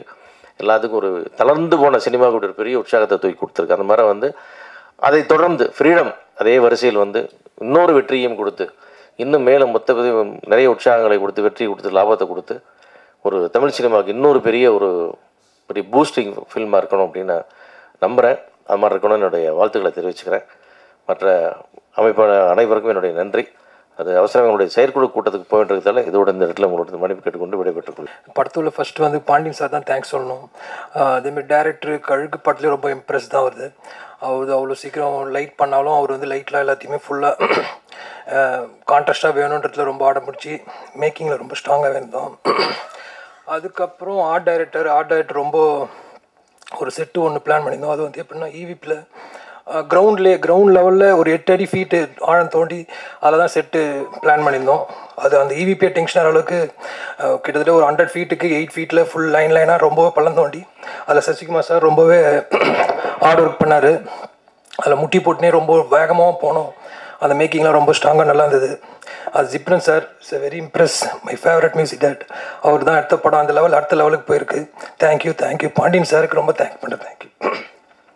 வந்திருக்க ப்ரெஸ் அண்ட் மீடியா எல்லாருக்கும் வணக்கம். மேடையில் இருக்க காஸ்ட் அண்ட் க்ரூ அண்ட் விழாவை சிறப்பிக்க வந்த செல்வகுமார் சார் அண்ட் இப்போது கிளம்பின சிவா சார் எல்லாருக்கும் வணக்கம். இந்த படம் வந்து ஆக்சுவலி ரொம்ப லாங் முன்னாடியே நாங்கள் பேசி ஆரம்பித்து படம் ஷூட்டில் இருக்கும்போதே நாங்கள் சைன் பண்ணோம் டென் மியூசிக். அதுக்கு காரணமாக இருந்தால் முன்னாடி சங்கர் இங்கே இருக்காருன்னு நினைக்கிறேன், அவருக்கு ஒரு நன்றி. ஏன்னா அவர் தான் எனக்கு ப்ரொடியூசர் அண்ட் டைரக்டர் சாரை ரெஃபர் பண்ணார். அண்ட் முக்கியமாக ப்ரொடியூசர் சார் ரொம்ப தேங்க்யூ. ஏன்னா அவர் ரொம்ப கஷ்டப்பட்டு அவர் ரொம்ப வருஷம் ஹார்ட் ஒர்க் பண்ணி இந்த படத்தை ஒரு ப்ரொடியூசராக நின்று எவ்வளோ ஹார்ட் ஒர்க் பண்ணி கொண்டு வந்திருக்காருன்னு தெரியும். ஸோ நீங்களாம் தான் அந்த படத்துக்கு கண்டிப்பாக சப்போர்ட் பண்ணணும். நல்லதாக பார்த்து எழுதுங்க. நீங்கள் எழுதுறதுல தான் ஆடியன்ஸ் உள்ளே வராங்க. அண்ட் முக்கியமாக என்னோட ஃபேவரட் மியூசிக் டைரக்டர் கூட நான் ஒரு பிஸ்னஸ் பண்ணுறேன்றதில் ரொம்ப வெரி ஹாப்பி. அண்ட் அவர் நீங்கள் இப்போ பார்த்ததில் வந்து 2 சாங் பார்த்துருப்பீங்க. அது மட்டும் இல்லாமல் ஒரு 3 சாங் இன்னும் இருக்குது. அது இன்னைக்கு ஈவினிங் லான்ச் முடிச்சதுக்கப்புறம் உங்களுக்கு டென் மியூசிக் சேனலில் லைவ் ஆகும். அண்ட் வெற்றி படங்களாக கொடுத்துட்ருக்க சசிகுமார் சாருக்கு மீண்டும் வாழ்த்துக்கள் அண்ட் நன்றி. அண்ட் கேரளா இண்டஸ்ட்ரியிலேருந்து லிஜமோல் மேம், அவங்க அங்கே நிறைய வெற்றி படங்கள் கொடுத்து இப்போ தமிழுக்கு வந்து நிறைய வெற்றி படங்கள் கொடுத்துட்ருக்க மேம்க்கும் நன்றி. அண்ட் ஆல்சோ சத்யசிவா சார், அவர் வந்து இந்த படத்துக்கு நிறைய ப்ரொமோஷன்ஸ்லேருந்து எனக்கு சின்ன சின்ன ஐடியாஸ்லேருந்து எங்களுக்கு எப்படி கொண்டு போகணும் எல்லாமே அவர் தான் ஆரம்பத்துலேருந்து நிறைய சப்போர்ட்ஸ் பண்ணிகிட்ருக்காரு. அண்ட் முக்கியமாக ராகவன் பிரதர், விஜய் ராகவன் பிரதர், ரொம்ப நன்றி. ஏன்னா சொல்லணும், ப்ரொடியூசர் டீம் எல்லாமே ரொம்ப பிஸியாக இருக்கும்போது எங்களுக்கு எல்லா டெலிவரபிள்ஸ்ல இருந்து டே அண்ட் நைட் ரொம்ப ஹெல்ப் பண்ண ராகவன் பிரதருக்கு ரொம்ப நன்றி. அண்ட் ஆல்சோ இந்த படம் நான் கொண்டு போய் கம்பெனியில் பேசும்போது, லேபிள் டென் மியூசிக்கில் பேசும்போது எங்களோட எம்டி அதை புரிஞ்சுக்கிட்டு எப்படி பண்ணலான்றதுக்கெலாம் சப்போர்ட் பண்ண ராஜா ராமமூர்த்தி அவர்களுக்கும் நன்றி. என்னோட டீம் இங்கே உட்காந்துட்டு இருக்காங்க, அவங்களுக்கும் நன்றி, தேங்க்யூ. ஏன்னா அவங்களும் டே அண்ட் நைட் ஃபுல்லாக சப்போர்ட் பண்ணிட்டு இருக்காங்க. படம் கண்டிப்பாக 10th ஜூலை எல்லாருமே தியேட்டரில் போய் பாருங்கள்.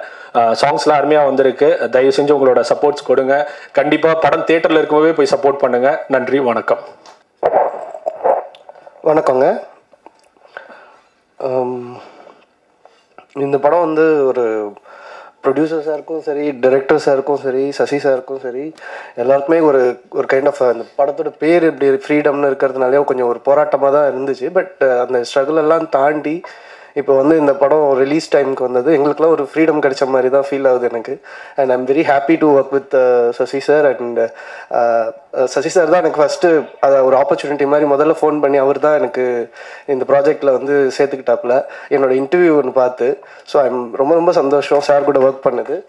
And thank you Sathyasiva sir and producer சாருக்கும் தேங்க்ஸ். அண்ட் கோ ஆர்டிஸ்ட் எல்லாருக்கும் தேங்க்ஸுங்க. தேங்க்யூ.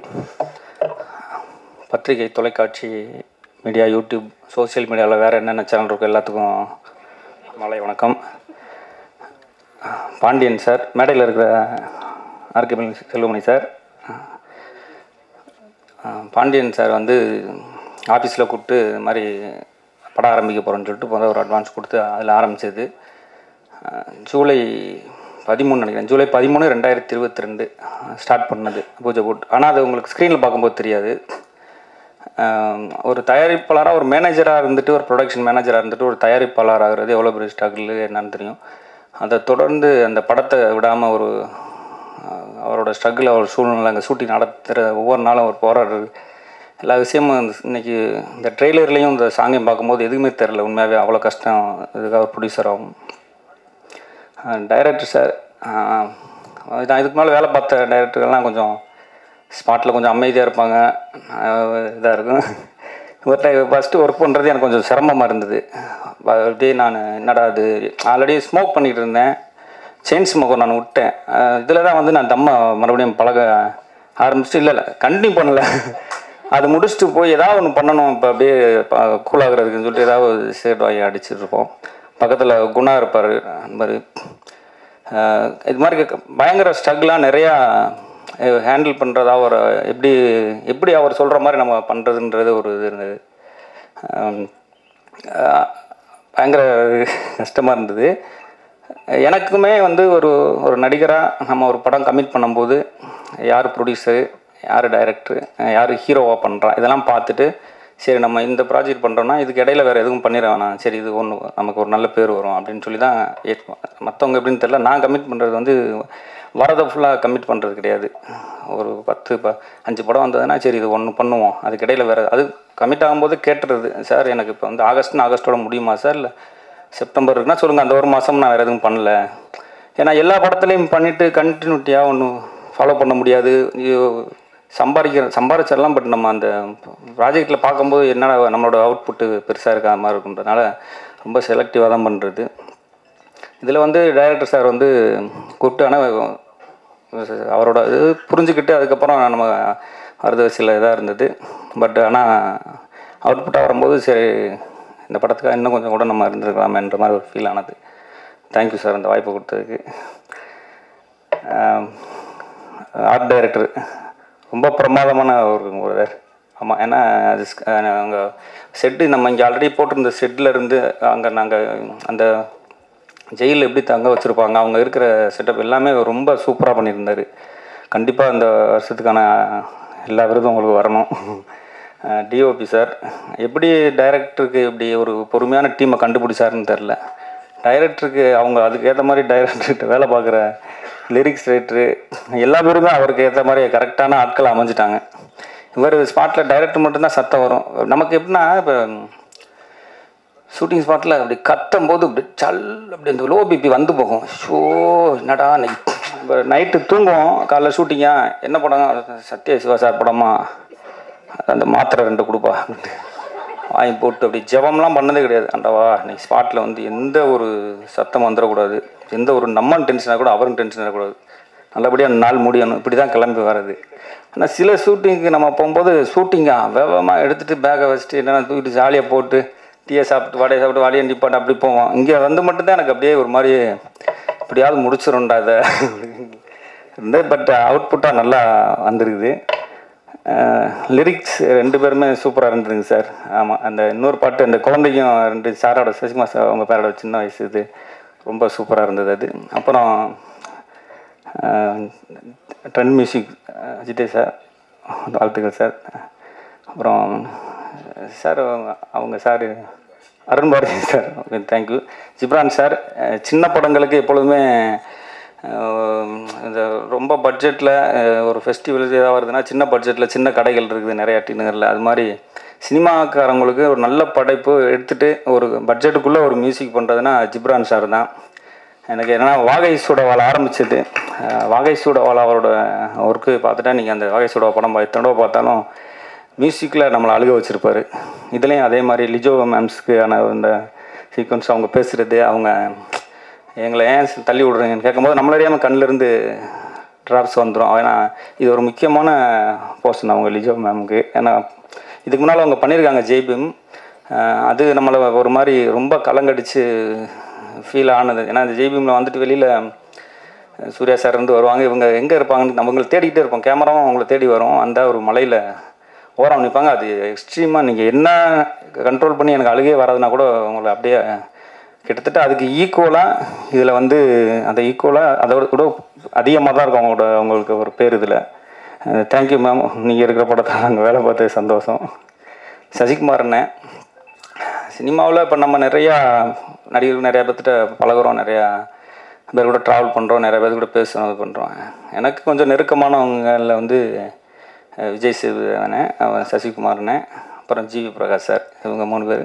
அதில் வந்து சசிகுமார் சாரும் ஜிவி சாரும் வந்து எனக்கு சினிமாவில் இருந்துக்கிட்டு எப்படி ஒரு சினிமாத்தனம் இல்லாமல் ஒரு எளிமையாக ஒரு பழகிறதுக்கும் சரி, மற்ற எல்லா விஷயத்துலேயும் யதார்த்தமாக இருக்கிறது அவங்க 2 பேரும். நான் இடையில கூட ஒரு இன்டர்வியூ 2-3 கூட சொல்லியிருந்தேன். சசிகுமார் அண்ணன் ஜிவி பிரகாஷ் அவங்க 2 பேரும் எனக்கு ரொம்ப பிடித்த மனிதர்கள் சினிமாவில் அப்படின்னு. தேங்க்யூ சார் உங்கள் கூட சேர்ந்து வேலை பார்த்தது. ஏன்னா எல்லா பேரோட சூழ்நிலையும் அந்த இந்த படத்துக்கு உண்மையாகவே ப்ரொடியூசர் சொன்ன மாதிரி தான். வேறு யாராக இருந்தாலும் இவ்வளோ சப்போர்ட் பண்ண முடியாது. ஏன்னா நம்ம ஒரு கேரக்டர் ஆர்டிஸ்ட்டாக பண்ணுற நம்மளாலே லோ பிபி, ஹார்ட்டு, சுகரு இது எல்லாமே வருது. ஒரு லீடு பண்ணுறவங்களுக்கு ஏன்னா அது ஃபைட் சீன் வரும், அடித்து இது பண்ணுவாங்க, அந்த பிளட்டு வரலாம் பார்க்கணும். அதெல்லாம் வருவார் இப்படி உள்ளே போகும்போது கேரவனில் ட்ரெஸ் பண்ணிட்டு இப்படி கீழே இறங்குவார். இன்றைக்கி சார் இந்த கண்டிஷனில் வரப்போகிறாரோ உள்ளே போயிட்டு வெளியில் வரும்போது பார்ப்போம் சசிகுமார் சார் மாதிரியே இருக்குல்ல, சசிகுமார் சார் தான் அந்த மாதிரி பிளட்டு அடிபட்டு. ஏன்னா இப்போ நம்ம ஹீரோனா அவங்க ஒரு மெயின்டைன் பண்ணுவாங்க, இந்த இது வேணாங்க இது இப்படி பண்ணிக்கலாம் அப்படின்னு. அந்த மாதிரிலாம் இல்லாமல் முழுமையாக ஒப்படைச்சார். ஆமாம், சந்தோஷம் சார், ரொம்ப ஹார்ட் ஒர்க் பண்ணியிருக்கீங்க. கண்டிப்பாக இந்த இந்த படத்துக்காக ஒரு சிறந்த நடிகருக்கான விருது கண்டிப்பாக வருன்றது நம்பிக்கை சார். ஏன்னா அவ்வளோ ஹார்ட் ஒர்க் பண்ணிக்கிறேன். அந்த இவர் சார் டிஓபி சார் சொன்ன மாதிரி தான் அந்த இவிபியில் போவோம். நாங்கள் ஒரு 4 பேர் ஃப்ரெண்ட்ஸாக உட்காந்துருப்போம். குழியை தோண்டிகிட்டு இருப்பாங்க, இன்றைக்கி என்ன நடக்க போதோ, முள்ளிங்கால் போட்டு வரணும். சசி சாருக்கு வந்து முன்னால் வச்சுருவாங்க, கேமராவுக்கு முன்னால் ஒரு 4 ஸ்டெப் நடந்தால் போதும். நம்மளாம் அங்கே திண்டிவனத்துலேருந்து முள்ளிங்கால்லே வரணும். ஆமாம், இந்த எல்லாம் மாத்திரை டப்பாவோட வந்துடுவாப்புல குணா. தண்ணி எங்கெங்க இருக்குது, தண்ணியெலாம் வருங்க, பேசாமல் இருங்க, டெடிக்கேஷனாக இருங்க, நீங்கள் தண்ணியாக குடி பொறுங்க, முன்னால் வேகமாக போங்க, ஏங்க பொறுங்க, முள்ளிங்க நடந்தால் போகிறேன், முள்ளிங்கால் போட்டு போகும்போது வேகமாக போங்கன்னா இப்படியே ட்ராக் உள்ளே போகும். ஏங்க கொஞ்ச நேரம் லேசாக உட்காந்தோம்னா வரமாட்டீங்க, இந்த வந்துட்டா சார் வந்துக்கிட்டு இருக்கோம் சார். அடுத்த மொழி எடுத்துனா எங்கள் அசிஸ்டன்ட் மேனேஜர் வேலு, அந்த பாண்டியன் சார் கரெக்டான ஒரு மேனேஜர். சார் எவ்வளோ நேரம் ஆச்சுன்னு பாரு, எங்கள் பொறுங்க இப்போ தாங்க டி நகர் சிக்னல் தாண்டி வந்து பயங்கர டிராஃபிக்குங்க, போனால் அங்கே 2 மணி நேரம் சும்மா உட்காந்துருப்போம். அப்போ தான் தோண்டி அதெல்லாம் முடித்து அந்த அந்த அது பெரியது சொன்ன மாதிரி பெரிய பள்ளம், அது ஒரு பள்ளத்தாக்கு கால்வாய் மாதிரி. அது வந்தோன்னே நம்ம பார்ப்போம், இன்றைக்கி இந்த சீன்னோன்னு அப்படியே பார்ப்பாங்க, ஒருத்தர் பேசிக்குவோம், இது எப்படி இன்றைக்கி இன்றைக்கி அப்படி தான். சரி வாங்க இன்றைக்கி என்ன டிஃபன்னா அது கேட்போம் அப்படின்ட்டு குணா பக்கத்தில் எதுவும் தம்முக்கும் வாங்கிட்டு வந்தீங்களா, ஏங்க குணா நீங்கள் சரி போயிட்டு இது பண்ணிட்டு ரிலாக்ஸ் பண்ணிட்டு வருவோம். ஏன்னா ஒரு அந்த ஸ்பாட்டை கடத்துறது அந்த மாதிரி. இங்கே செட் ஒர்க் பண்ணுறதும் சரி, அங்கே பண்ணதும் சரி. அப்புறம் இன்னொரு இடத்துல நம்ம இந்த வண்டலூரை தாண்டி ஒரு இடத்துல எடுத்தோம், அந்த இது பண்ணுறது. அப்புறம் இங்கே நம்ம எக்மோரில் எடுத்த காலேஜ் சீக்வன்ஸ் எல்லாமே பயங்கர கஷ்டமானது. டிஓபி சாக்கு தான் பெரிய ஒரு சவாலானதாக இருந்திருக்கும் அந்த இதெல்லாம் பண்ணுறதுக்கு. சந்தோஷம் சார். ஆர்கே செல்வமணி சார், நான் சென்னை வந்த புதுசில் ஆர் செல்வராஜ் சார்கிட்ட வேலை பார்த்தேன். அப்போ வேலை பார்க்கும்போது ஏதாவது ஃபைல் கொடுத்துடுவார், போய் செல்வமணி சார் வீட்டில் கொடுக்கணும். அப்புறம் அங்கேருந்து எதாவது கொடுத்துடுவாங்க, வாங்கிட்டு வந்து கொடுக்கணும். இந்த மேடையில் நீங்கள் இருக்கிற மேடையில் நிற்கிறது ரொம்ப சந்தோஷம் சார். மணிகண்டன் இப்போ பேசின மாதிரி தான், எனக்கு ஒரு 1/2 மணி நேரம் பேசுங்க அப்படின்னா டக்குன்னு வந்து உட்காண்டேன். மணிகண்டன் ஒரு இதே அவருக்கு என்ன தோணுதோ அதை பேசிடுவாப்புல. அது இந்த இன்டர்வியூ பார்த்து தான் மகாராஜாவிலையும் வந்தது. மகாராஜாவிலையும் வந்தது. பரவாயில்ல, இனிமேல் நம்மளே ஒரு இன்டர்வியூ அந்த மாதிரி கொடுத்தா வாய்ப்பு வர மாட்டேது. இன்டர்வியூ கொடுத்தா ஃபோன் பண்ணி திட்டாஞ்சிடாங்க, என்ன உனக்கு பேச தெரில, கொஞ்சம் நல்லா பேச மாட்டேன்னு. வாழ்த்துக்கள் பண்ணிட்டவங்க கூட சேர்ந்து வேலை பார்த்து ரொம்ப சந்தோஷம். நான் பாய்ஸ் காலேஜ் படிக்கும்போது நான் பாய்ஸ் பார்த்தது. அப்போல்லாம் பாய்ஸ் மணிகண்டனா அப்படின்னா பாய்ஸ் மணிகண்டன் அடிக்கிறதா நமக்கு அவ்வளோ ஒரு சந்தோஷம். ஏன்னா அந்த படத்தை நாங்கள் தேட்டரில் எவ்வளோ வெயிட் பண்ணி அந்த டிக்கெட் வாங்கி பார்த்தது ரொம்ப ஒரு சினிமா. மணிகண்டன் அந்த மாதிரி தான், எப்படி அப்ரோச் பண்ண, எப்படி பேசுகிறது, அந்த இதெல்லாம் தெரியாது. அவர் கம்ஃபர்டபுள் ஜோனுக்குள்ளே என்ன பார்க்க முடியுமோ அந்த வேலையை பார்த்துருவார். அப்புறம் குணா தான் எங்களுக்கு வந்து பயங்கர என்டர்டைன்மெண்ட் ஷூட்டிங் ஸ்பாட்டில். அவர் இல்லைன்னா கண்டிப்பாக அந்த நாட்கள் கூட எங்களால் இருக்க முடியாது.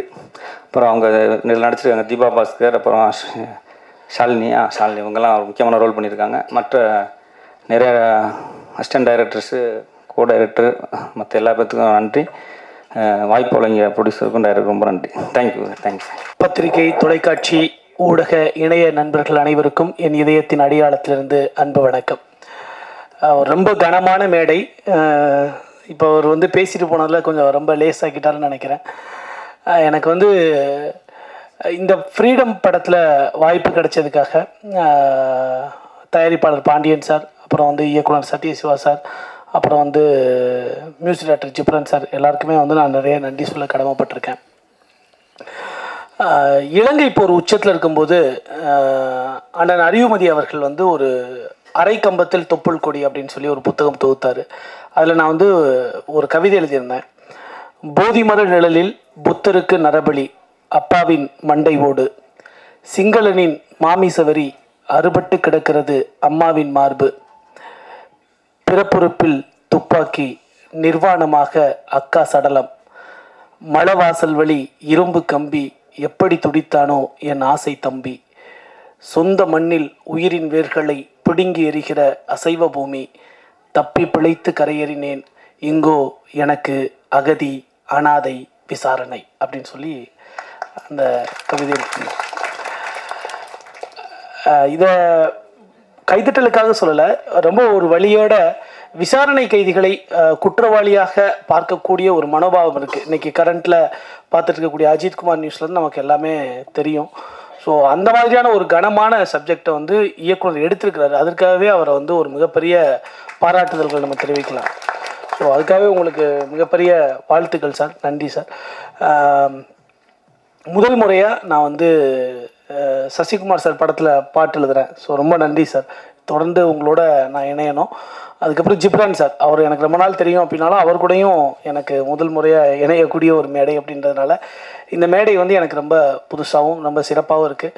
மோகன்ராஜன் சாரோட பாடல் வரிகள், சினேகன் சார் அவரோட பாடல் வரிகள் எல்லாமே ரொம்ப நல்லா இருக்குது.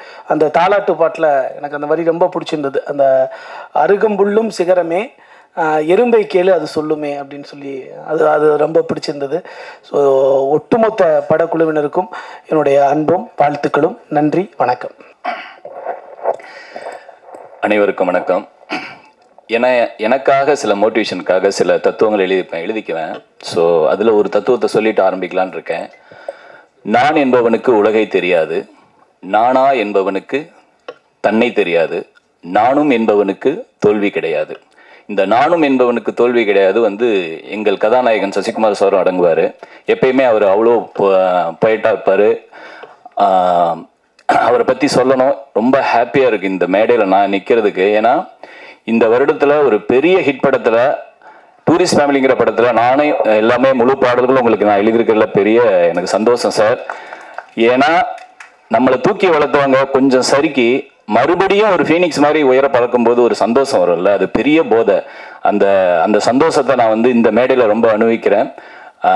ஏன்னா ஒவ்வொரு முறையும் என்னுடைய ஈசன் படம் வந்தனமா இருக்கட்டும், சுந்தரபாண்டியன் ஓப்பனிங் சாங்காக இருக்கட்டும், குட்டிப்புள்ளிகளுக்கு தாட்டியறையாக இருக்கட்டும், எல்லாத்தையும் கூப்பிட்டு ஒரு ஆரம்ப காலகட்ட பாடலாசிரியருக்கு பெரிய வாய்ப்பு கொடுத்தவர் வந்து சசிகுமார் சார் தான். அவருக்கு வந்து இப்படி ஒரு வெற்றி படத்தில் நானும் ஒரு சின்ன பார்ட்டாக இருக்கிறதுல ஹாப்பி.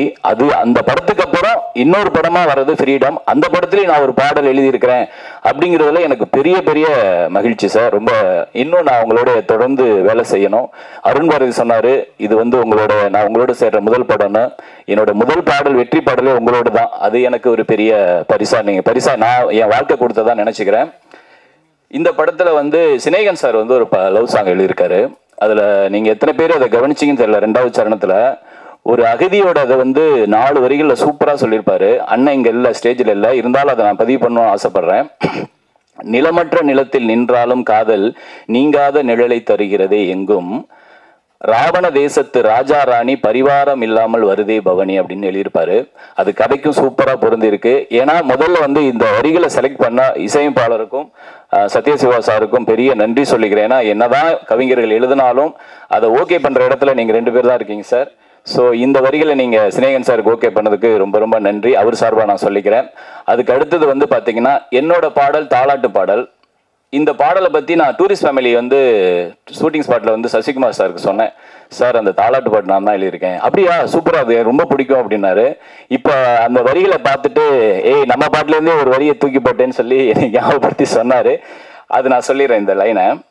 தப்பி வந்த தங்க நிலவை அஞ்சி அழ விட்டது யாரோ, துள்ளி வந்த வண்ண நிலவை ஒண்டி நிற்க வச்சது யாரோ, வாழ்வை எண்ணி வருந்தாதே வானம் அது சுருங்காதே, அருகம்புல்லும் சிகரமே எறும்ப கேளு சொல்லுமே. இந்த அருகம்புல்லும் சிகரமே தான் வேறொரு வடிவத்தில் சாரோட வெற்றிவேல் படத்தில் ஓப்பனிங் சாங்கில் எழுதியிருப்பேன். அதை நான் மறுபடியும் ஏன் எழுதணும் அப்படின்னா, சார் வந்து ஒரு ஃபீனிக்ஸ் மாதிரி மறுபடி பறக்க வந்திருக்காரு. சரி, அதையும் நான் பதிவு பண்ணணும்னு நினச்சேன். அது எதேச்சியாக எழுதினேன். அது சாருக்கு தெரியாதுன்னு நினச்சேன். ஆனால் என்னோட ஒவ்வொரு வரிகளையும் அவர் கவனிக்கிறனால கண்டுபிடிச்சிட்டாரு. சார் ரொம்ப நன்றி சார். எனக்கு ரொம்ப பெருமையாக இருக்குது. அதுக்கப்புறம் ஜிப்ரான் சார் பற்றி சொல்லணும். ஒரு இசையமைப்பாளருக்கு ஆல்பமாக ஹிட்டாக அமைகிறது வந்து ரொம்ப மேஜிக். இப்போ பார்த்தீங்கன்னா ராஜா சாருக்கு அன்னக்கிளி, ரகுமான் சாருக்கு ரோஜா, அப்புறம் ஹாரிஸ் ஜெயராஜ் சாருக்கு பார்த்தீங்கன்னா மின்னலே, வாகை சூடவா அப்படிங்கிற ஒரே ஆல்பம் ஒட்டுமொத்த தமிழகத்தையும் யார்ப்பா அப்படின்னு திரும்பி பார்க்க வச்சது சார். அதே மாதிரி இந்த ஆல்பமும் சூப்பராக கொடுத்துருக்காரு. கண்டிப்பாக இது ஒரு பெரிய வெற்றி படமாக அமையும், கண்டிப்பாக அமையும். ஏன்னா ஒவ்வொரு படத்தையும் நீங்கள் கொண்டு போய் சேர்த்துருக்கீங்க, இந்த படத்தையும் சேர்ப்பீங்கிற நம்பிக்கை இருக்குது. அதுக்கப்புறம் சத்யசிவா சார், நான் அவரோட இது வந்து எனக்கு 3வது படம் கழுகு 2, அப்புறம் வந்து 1945. அதுக்கப்புறம் இந்த படம் அவரோட வேலை செய்கிறதே ரொம்ப இதமாக இருக்கும். அவர் அடிக்கிறதும் தெரியாது, கிள்றதும் தெரியாது, ஆனால் அவர் நினச்சதை வாங்கிடுவார்.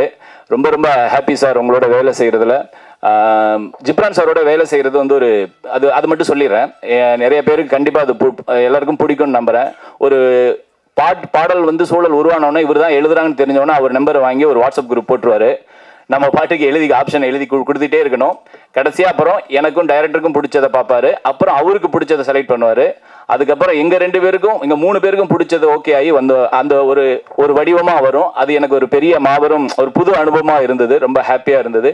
இந்த பாட்டை வைக்கம் விஜயலட்சுமி ரொம்ப அழகாக பாடியிருக்காங்க. ரொம்ப ரொம்ப நன்றி. இந்த படம் கண்டிப்பாக பெரிய வெற்றி படமாக அமையும். அதே மாதிரி எங்கள் தயாரிப்பாளர் பாண்டியன் சார், உங்களுடைய உறுதிமொழி கண்டிப்பாக ஒவ்வொரு படத்துலையும் அதை நீங்கள் ஞாபகம் வச்சு செய்யணும் சார். நன்றி. எல்லாருக்கும் வணக்கம். ஃபர்ஸ்ட் எல்லாருமே பாண்டியன் சார் பற்றி சொன்னாங்க. இன்ஃபேக்ட் நாங்கள் இதுக்கு முன்னாடி படம் ஆரம்பிக்கிறதுக்கு முன்னாடி எனக்கு படத்தை பற்றி சத்யம் சிவா ஒரு அவுட்லைன் சொல்லியிருந்தார். பட் ஆனால் சிவா அவர் சொன்னதை விட ரொம்ப எக்ஸைட்டிங்காக எனக்கு இந்த ஸ்கிரிப்ட் லைனை பாண்டியன் அவர் தான் நரேட் பண்ணார். ஸோ அந்த மாதிரி ஒரு ப்ரொடியூசர் ஒவ்வொரு ஸ்டேஜ்லேயும் கிட்டத்தட்ட ஒரு கோ டைரக்டர் மாதிரி கூடவே ட்ராவல் பண்ணி லிரிக்ஸ் செலெக்ஷன்லேருந்து சிங்கர்ஸில் இருந்து அது அந்த ஒரு இன்புட் எங்களுக்கு ரொம்ப ஹெல்ப் பண்ணுச்சு. அண்ட் இன்ஃபேக்ட் ஒரு எப்போவுமே பர்செப்ஷன் பார்த்திங்கன்னா ஒரு கிரியேஷன் சைட்லேருந்து இருக்காது, ஆடியன்ஸ் பெர்ஸ்பெக்டிவ்லேருந்தே இருக்கும். ஸோ அதனால் ஒரு லிரிக் கொடுக்கும்பொழுதே சார் இது எனக்கு புரியுது, இது நல்லா இருக்குது, அங்கே ஆரம்பித்து அப்படியே உள்ளே வருவார். ஸோ தட் ஹெல்ப் பண்ணுச்சு. அண்ட் அவர் மனநிலை எப்படி இருக்குன்னு உண்மையிலேயே எனக்கு அண்டர்ஸ்டாண்ட் பண்ண முடியுது. கண்டிப்பாக இப்போ ஒவ்வொரு படம் முடியும் பொழுதும் அந்த வெள்ளிக்கிழமை அது ரிலீஸ் ஆகும்போது கொஞ்சம் ஒரு நம்ம மைண்ட் செட் வச்சே நமக்கு தெரிஞ்சிடலாம், ஓகே இந்த படத்து மேலே நம்ம எவ்வளோ கான்ஃபிடென்ஸ் வச்சுருக்கோம், ஓகே ஓடுமா ஓடாதா அப்படிங்கிறது. பட் ஆனால் இப்போது நெக்ஸ்ட் வீக் ரிலீஸ் ஆகுது, கொஞ்சம் ரிலாக்ஸ்டாக இருக்கேன். ஓகே ஏன்னா அப்படின்னா ஓகே தட் மீன்ஸ் படம் நல்லா வந்திருக்கு. And thank you sir. அண்ட் சத்யம் சிவா அவர் கூட பேக் டு பேக் நாங்கள் ஒர்க் பண்ணுறோம். பட் இவன் ஆண்டனி சொன்ன ஃபேஸ் நான் பார்த்ததே கிடையாது. ஏன்னா என்கிட்ட எப்போவுமே ரொம்ப சாஃப்டாக பேசுவார். பட் ஆனால் என்னோடய இன்ஜினியர் பார்த்துருக்காங்க. ஸோ வெஸ்லி சொல்லுவார், சார் ஐயோ பயங்கர டெரர், அப்படியே இல்லை நான் பார்த்ததே இல்லாமல். பட் ஆனால் இது அவர் சொன்னது, அவருக்கு வேலை வாங்குறது அது அவருக்கு ரொம்ப ஸ்மூத்தாக வரும். அவருக்கு என்ன தேவையோ அது அவ்வளோ அழகாக தெளிவாக கன்வே பண்ணுவார். பட் இந்த படம் ஒரு காம்ப்ளெக்ஸ் என்ன சொல்கிற ஒரு ஹெவியான ஒரு சப்ஜெக்டை ஹேண்டில் பண்ணுது. அது நினச்சிருந்தா கொஞ்சம் அப்படியே ஒரு கான்ட்ரவர்ஷியல் ஜோனுக்குள்ளேயும் போயிருக்கலாம். பட் அதை ரொம்ப அழகாக ஹேண்டில் பண்ணி லாஸ்ட் வரைக்கும் ஒரு த்ரில்லராக அதை எடுத்திருக்காரு. அண்ட் ரொம்ப நல்லா வந்திருக்கு. And Sasi sir, thanks lot sir. Back to back work பண்ணுற அந்த சான்ஸ் கிடச்சதுக்கு. And I don't know, love you sir. So and எல்லாருமே ஆர்டிஸ்ட் எல்லாருமே ரொம்ப நல்லா பண்ணியிருக்காங்க. அண்ட் சின்ன சின்ன கேரக்டர்ஸ், ஒரு தாத்தா கேரக்டர் ஆகட்டும், இங்கே பேசின எல்லாரும், அண்ட் ஆஃப்கோர்ஸ் நம்ம ஹீரோயின்லேருந்து எல்லாருமே, ஏன்னா இந்த படம் கேரக்டர் ட்ரிவனாக இருக்கும். ஒரு கேரக்டர் மேலே மட்டும் ட்ராவல் பண்ணாமல் எல்லாம் ஒரு மல்டிபிள் கேரக்டர்ஸ் இருப்பாங்க. அந்த இடத்துல இருக்கிற அத்தனை பேரோட இமோஷன்ஸும் ஒரு சின்ன சின்ன பார்ட் ஸ்டோரியை மூவ் பண்ணிக்கிட்டே இருக்கும். அதனால் everyone has done a great job. And technician, editing and cinematography, I have to tell, சில இடத்துலலாம் எப்படி நீங்கள் கேமரா வச்சிங்க, லைட்டிங் வச்சிங்கன்னு எனக்கு புரியல. Because it's a big challenge. நல்லா பண்ணியிருக்கீங்க. And lyrics writers, thank you. எங்கள் team, I am really happy இந்த இடத்துல சாங்ஸ் எப்படி வந்திருக்குன்னு. அண்ட் ஸ்னேகன் சார் இல்லை, அவர் சார்பாகவும் ஐம் தேங்கிங் ஹிம். அண்ட் கண்டிப்பாக தேட்டர் போய் பாருங்கள். Hope you like it. Thank you. அனைவருக்கும் வணக்கம். தயாரிப்பாளர் பாண்டிய அண்ணா அவர்கள் நான் முன்னேறணுங்கிறதுல அவர் அவருடைய பங்களிப்பு அதிகம். நான் அசிஸ்டண்ட்டாக ஒர்க் பண்ணேன். அவர் தான் கோடியில் ஒரு படத்தை எனக்கு வாய்ப்பு வாங்கி கொடுத்தது. அடுத்தது இன்றைக்கி தயாரிப்பாளர் இங்கே இருக்காங்க. ரொம்ப சந்தோஷம். இந்த படம் மிகப்பெரிய ஒரு வெற்றி படமாக அமையும். என்றைக்குமே உண்மை கதை தோற்றது கிடையாது. இது ஒரு உண்மை சம்பவம். இந்த சம்பவம் மிகப்பெரிய ஒரு வெற்றி அடையும்.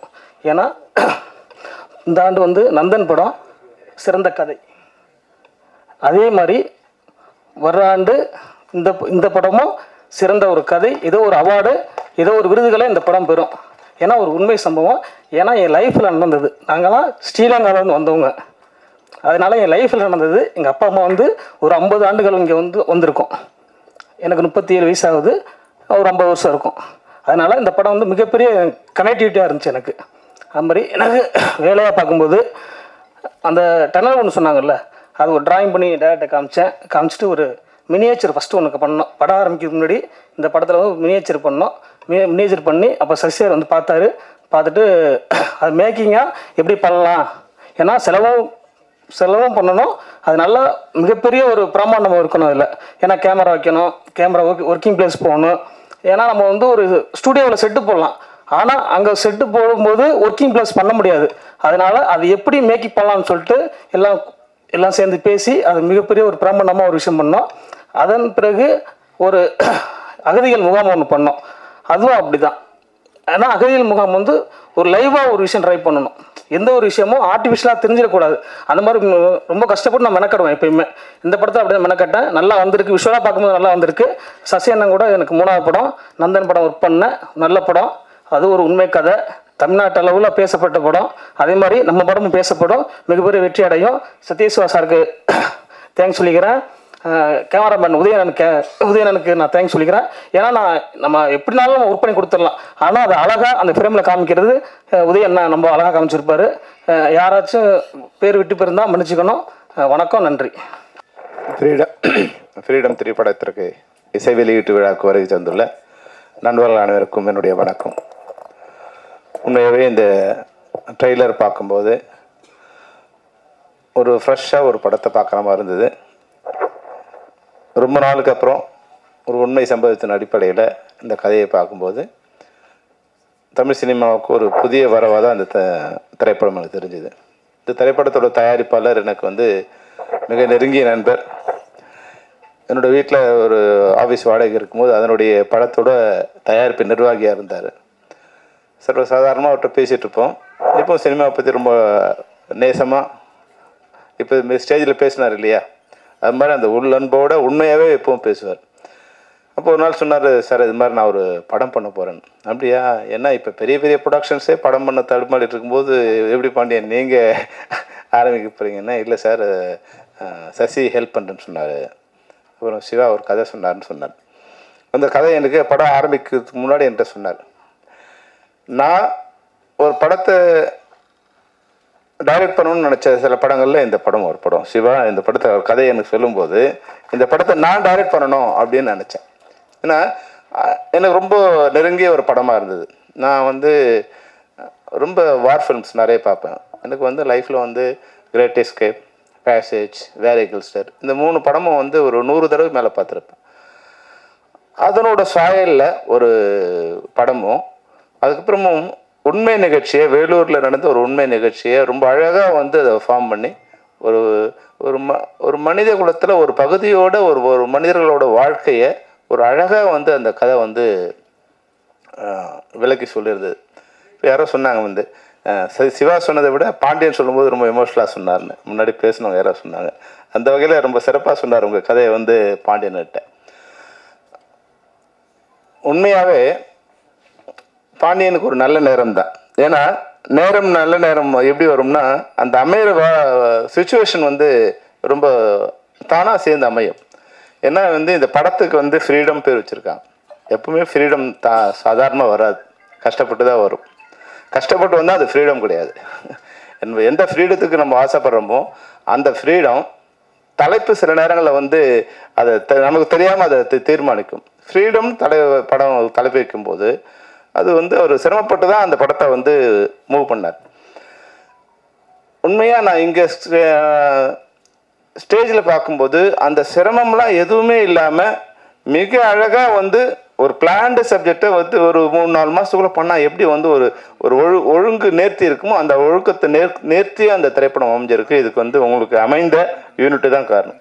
அது டைரக்டர் சிவாவாக இருக்கட்டும், இல்லை வந்து கேமராமேனாக இருக்கட்டும், இல்லை ஆர்ட் டைரக்டராக இருக்கும், அவங்கெல்லாம் வந்து ஏதோ ஒரு வகையில் இந்த படத்தோட வந்து அட்டாச் ஆகியிருக்காங்க.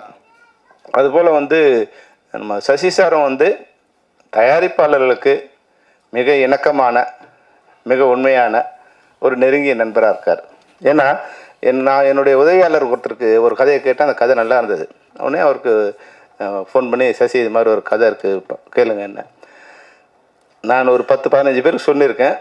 அதில் வந்து அடுத்த வாரமே கூப்பிட்டு அவராக கூப்பிட்டு கதையை கேட்ட 3 பேரில் சசியும் ஒருத்தர்.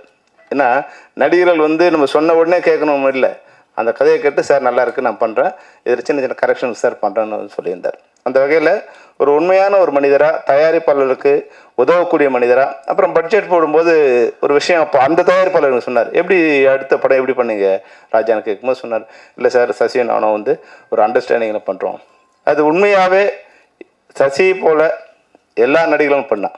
அது என்ன பண்ணாங்கன்னா, இன்றைக்கி பாருங்கள், இன்றைக்கி வந்து திரைப்படங்கள் வந்து முன்னாடி வந்து ஒரு படம் ஃபஸ்ட் காப்பி ரெடி ஆகிடுச்சுன்னா அந்த படம் ரிலீஸ் ஆகிடும். ஃபஸ்ட் காப்பி வரைக்கும் தான் தயாரிப்பாளர் கஷ்டம். எப்படியாவது ஃபஸ்ட் காப்பி ரெடி பண்ணிட்டாங்கன்னா அந்த படம் ரிலீஸ் ஆகிடும். ஆனால் இன்றைக்கி ஃபஸ்ட் காப்பி பண்ணுறது ஒரு பெரிய விஷயமே இல்லை. அந்த படத்தை ஃபஸ்ட் காப்பி பண்ண பிறகு அதை ரிலீஸ் பண்ணுறது தான் கஷ்டம். முன்னாடி தயாரிப்பாளர் டிசைட் பண்ணாங்க எங்களுடைய படத்தோட ரிலீஸ் எப்போ அப்படின்னு. அப்புறம் ஹீரோஸ் கொஞ்சம் காலங்களில் ரிலீஸ் பண்ணாங்க. அவங்க டிசைட் பண்ணாங்க, சார் என் படம் இப்படி வந்தால் நல்லாயிருக்கும், பொங்கலுக்கு வந்தால் நல்லாயிருக்கும், தீபாவளிக்கு வந்தால் நல்லாயிருக்கும், இல்லை சம்மர் வெக்கேஷன் வந்தால் நல்லாயிருக்கும் அப்படிங்கிற மாதிரி டிசைட் பண்ணாங்க. ஆனால் இன்றைக்கி தமிழ் சினிமாவில் தயாரிப்பாளரோ இயக்குனரோ இல்லை ஹீரோவோ யாரும் அவங்க டிசைட் பண்ணுறது இல்லை. இது படத்தை முதல்ல ஓடிடி வந்து அவங்க டிசைட் பண்ணுறாங்க. நான் இந்த பட்ஜெட்டு இந்த வருஷம் பட்ஜெட் முடிஞ்சிடுச்சுங்க, ஒரு பெரிய படம், அது படம் முடிஞ்சிடுச்சு, இந்த படம் இப்போ ரிலீஸ் பண்ணணும், நான் ஓடிடி சொல்லிட்டாங்க, இல்லை சார் எங்கள் பட்ஜெட் முடிஞ்சிடுச்சு, நீங்கள் அடுத்த வருஷம் ரிலீஸ் பண்ணீங்க, முடிஞ்ச படத்தை இப்போ வச்சுருக்காங்க. அப்போது இந்த நிலைமை எப்படி வருதுன்னா, அவங்களோட கைக்கு மீறி இந்த செலவு இருக்குது. 100 கோடி 200 கோடி 300 கோடி வரும்போது தயாரிப்பாளர்களால் அந்த இது வந்து ரிலீஸ் பண்ண முடியல. அப்போ வந்து ஓடிடியோ சேட்டிலைட்டோ இல்லை டிஜிட்டல் ரைட்ஸோ இந்த வியாபாரிங்க இந்த படத்தை வந்து ரிலீஸ் பண்ணுறது அவங்க டிசைட் பண்ணுறாங்க. அதுபோல் இல்லாமல் சசி மாதிரியே எல்லா இயக்குனரும் எல்லா நடிகர்களும் அந்த ஷேர் பண்ணி அவங்களோட தமிழ் திரைப்படங்களுக்கு நீங்கள் படம் பண்ணுங்கள், தமிழ் திரையரங்குகளுக்கு நீங்கள் படம் பண்ணுங்கள். ஏன்னா திரையரங்குகள் தான் சினிமாவோட தாய். திரையரங்கத்தில் படம் ரிலீஸ் பண்ணால் தான் அது சினிமா மாதிரி தெரியும். என்ன பெரிய நீங்கள் வெப் சீரிஸ் பண்ணாலும் டைரெக்டாக ஓடிடியில் பண்ணும்போது அது ஒரு பெரிய வேல்யூ வராது.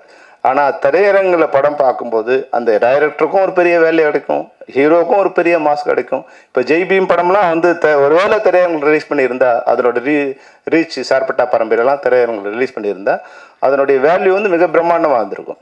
அதனால் முதல்ல வந்து என்னுடைய வேண்டுகோள் என்னென்னா, இது போன்ற பெரிய பட்ஜெட்டில் பண்ணுறவங்க நீங்கள் உங்களோட சம்பளத்தை எல்லாம் ஓடிடியும் சேட்டைட்டும் அது மாதிரி லாபத்தில் வச்சுக்கிட்டு தமிழ் திரையரங்கில் தமிழ்நாட்டில் இருக்க திரையரங்கில் அதில் என்ன சேலபிள் இருக்கோ அந்த சேலபிளுக்கு ஒரு படம் பண்ணிங்கன்னா ரிலீஸ் டேட்டு நீங்களே ஃபிக்ஸ் பண்ணிக்கலாம். அப்போ உங்கள் பின்னாடி ஓடிடியும் சேட்டலைட் வருவாங்க. ஆனால் இன்னைக்கு எவ்வளோ பெரிய இயக்குனராக இருந்தாலும் எந்த பெரிய உச்ச நட்சத்திரமாக இருந்தாலும் அவங்கெல்லாம் ஓடிடி என்னைக்கு டிசைட் பண்ண சொல்கிறாங்களோ அன்றைக்கி தான் ரிலீஸ் பண்ண வேண்டிய ஒரு கஷ்டமான ஒரு துர்பாக்கியமான நிலைமை இருக்குது. அது மாதிரி இல்லாமல் சசி மாதிரியே எல்லாருமே வந்து அந்த முறையை ஃபாலோ பண்ணாங்கன்னா இனிமேல் வந்து தமிழ் படங்களுக்கு வந்து வேல்யூ இருக்கும், ஒரு மரியாதை இருக்கும், நம்ம படத்தை நம்மளே ரிலீஸ் பண்ணலாம். இன்றைக்கி இந்த படம் பார்க்கும்போது நான் ஸ்க்ரீனில் பார்க்கும்போது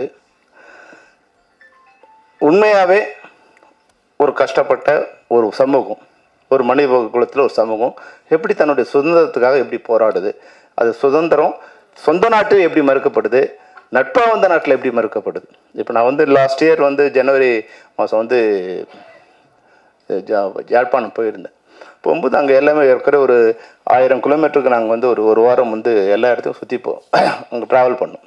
போகும்போது இந்த முள்ளிவாய்க்காலில் போய் நாங்கள் வந்து ஒரு 2 ஹவர்ஸ் அங்கே அப்படியே நின்றுட்டே இருந்தேன். என்னை கூப்பிட்டு வந்த நண்பருக்கு ஏன் நான் அங்கே நிற்கிறேன்னு தெரியல. ஆனால் நான் அங்கே கண்ணை மூடி பார்க்கும்போது அந்த மரண ஓலமும் என் கூடவே வந்து ஒரு 1.5 லட்சம் பேர் அப்படியே ட்ராவல் பண்ணுற மாதிரி அந்த முள்ளிவாய்க்கால் அந்த கடற்கரையிலையும் அந்த கால்வாய்க்கள்லையும் அந்த பனங்கால்கள்லையும் வந்து ஒரு 1.5 லட்சம் பேரோட மரண ஓலம் அப்படி கேட்டுகிட்டே இருக்கும். கண்ணை மூடுனா அந்த கண்ணில் நினைவில் வரா மாதிரியே இருக்கும். அப்போது ஒரு மனித குலத்தில் ஒரு மிகப்பெரிய கொடூரம் நடந்து இன்றைக்கி வந்து நான் போகும்போது ஒரு 15 வருஷம் ஆயிருக்கும். 2024 போனால் 2009 நடந்த விஷயம். ஒரு 15 வருஷத்துக்கு அப்புறம் மரண அமைதி அப்படியே அங்கே இருக்குது. ஆனால் அந்த மரண ஓலம் கேட்டுகிட்டே இருக்குது. அதுக்கான நியாயம் இன்னை வரைக்கும் வந்து எந்த புத்தகத்துலேயும் கிடைக்கல.